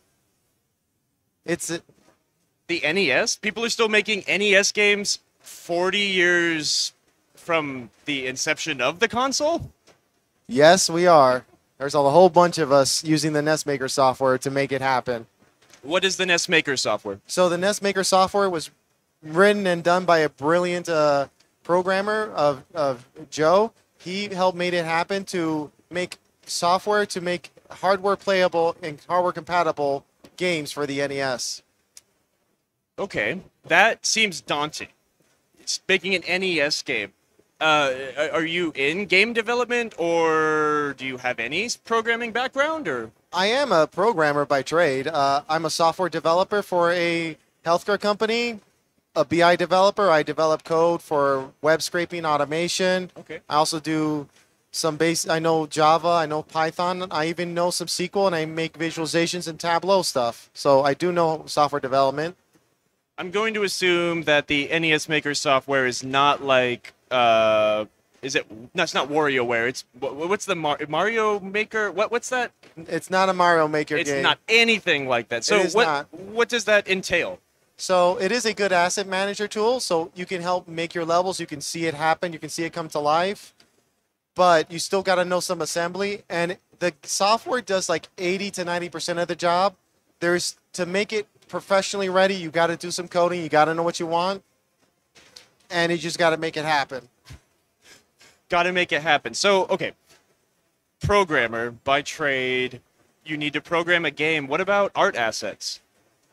That is mostly just drawn by hand because you're stuck with a very limited palette. Most people don't know that on the NES, you're kind of limited to like 30 to 40 colors, depending on your choices. So you got to make those colors count.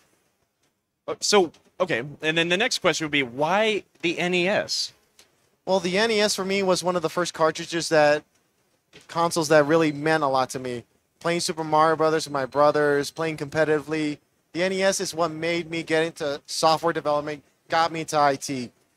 When I turned 33, I had I guess a 1/3 life crisis, midlife crisis. I told my wife, honey, I want to make a game.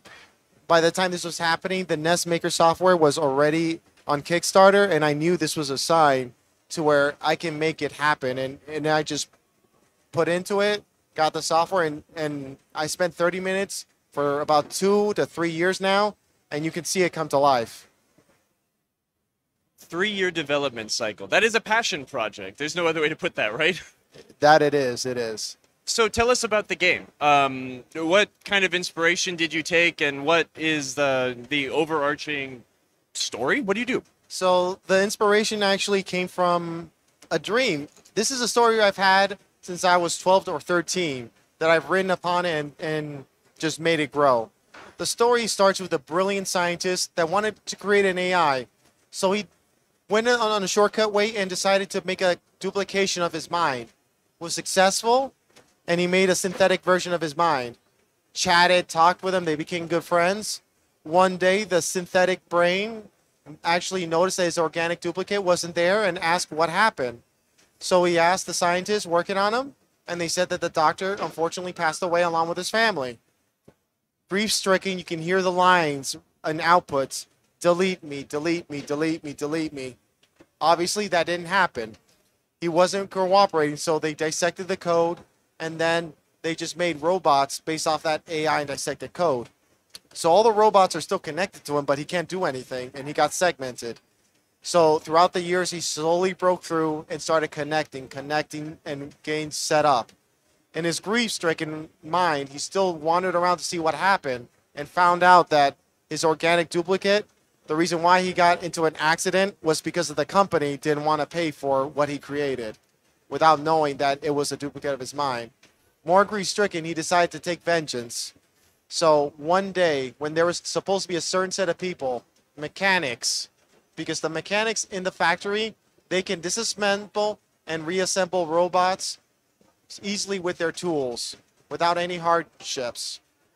So the robot chose, or the AI chose a day where there were no mechanics.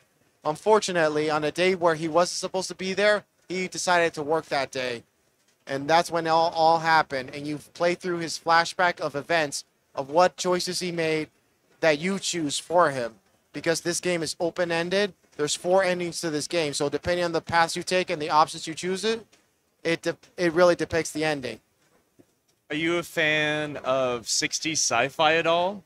I'm getting a little, and do androids dream of electric sheep, Blade Runner? The Omega Man. Yeah. You know, The Last Man on Earth. I kind of like that. I Am Legend. You know that Yeah, too. yeah. I do like stories and sci-fi. I'm a huge sci-fi fan.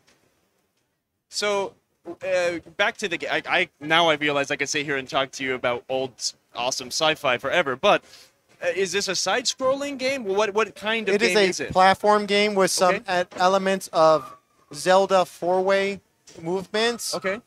But it's mostly a side-scroller with shooter-based options. If anybody who is not at the Midwest Gaming Classic 2021 wants to play your game, how could they go about getting it? They can search it on the retroverse.com website. Search it up on Google. Hazard Let Us Out. You'll see us in the Retroverse.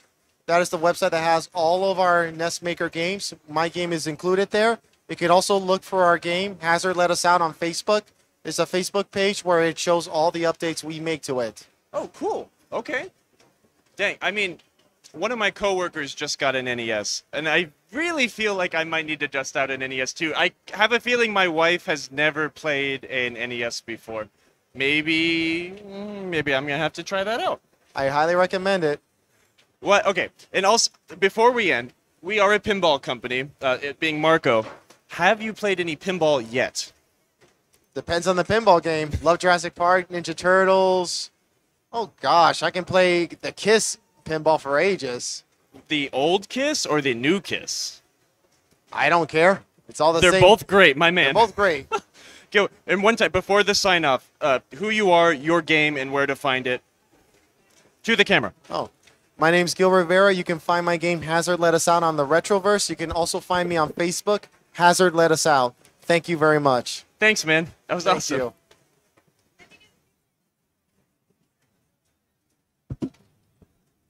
Critical heart, man. Critical heart stuff. What's that con? Are we doing the contra pose right now?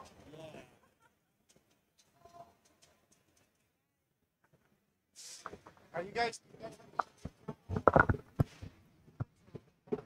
Both. We're streaming right now on Facebook. Thank you so much, Kyle and Gilbert. It was awesome to hear all about your game developing for old Nintendo games. But now back to pinball. I hope each one of you that are playing right now have scanned your personal QR codes from the Stern Insider Connected program. We want to see your high scores up on this leaderboard so we can give you some swag. We got some. Let's go look at the leaderboards, actually. Let's give some shout outs to these high scores. All right. So Led Zeppelin in the lead is Pinball 212 at 212 million. Pinball underscore N also has the lead on Deadpool. Who is this person? And on Elvira. Wow. Doesn't seem like anyone has beat Stern MXV. That's Mike Vinacor's score on Godzilla. You need to get to work. Aerosmith, shout out to Locust with 225 million points. Avengers Infinity Quest is Pez Johnson winning. I know Pez. That's awesome. Kisco is dominating Iron Maiden with 1.4 billion points. Mr. Saturn has a nice 25 million on TMNT. What else do we have here? Yoki Mato, 246 million on Black Knight Sword of Rage. That is a great score. Humble Joe with 238 million on Jurassic Park. Y'all are killing it. So the leaderboards show the top 10. So keep working, keep scanning your code. If you're like, I don't have a QR code, well, it's simple. All you have to do is look above the game, take a picture of that QR code to get to the Insider Connected webpage on sternpinball.com. You can get a free account. And then you'll get your own personalized QR code to scan at the bottom of any of these pinball machines. Not only are you calculating and documenting your high scores, but you're also collecting badges and achievements, bumping up your profile for that pinball street cred? Thank you all so much for joining us today. We will be back soon. We actually are bumping up our raffle drawing for a Stern Translite. If you come to the stage, scan this QR code. It's a day and age of QR codes, everybody. If you scan the QR code on the stage, not on the TV, but on the stage, you'll be put into a random selected drawing for a Stern Pinball Translite. And we're going to bump that drawing up to 7:30 p.m. So y'all have an hour and a half to get your names in, and then someone's going to go home with some awesome art to put in their game room. All right, and for those of you watching on the internet, we will be right back.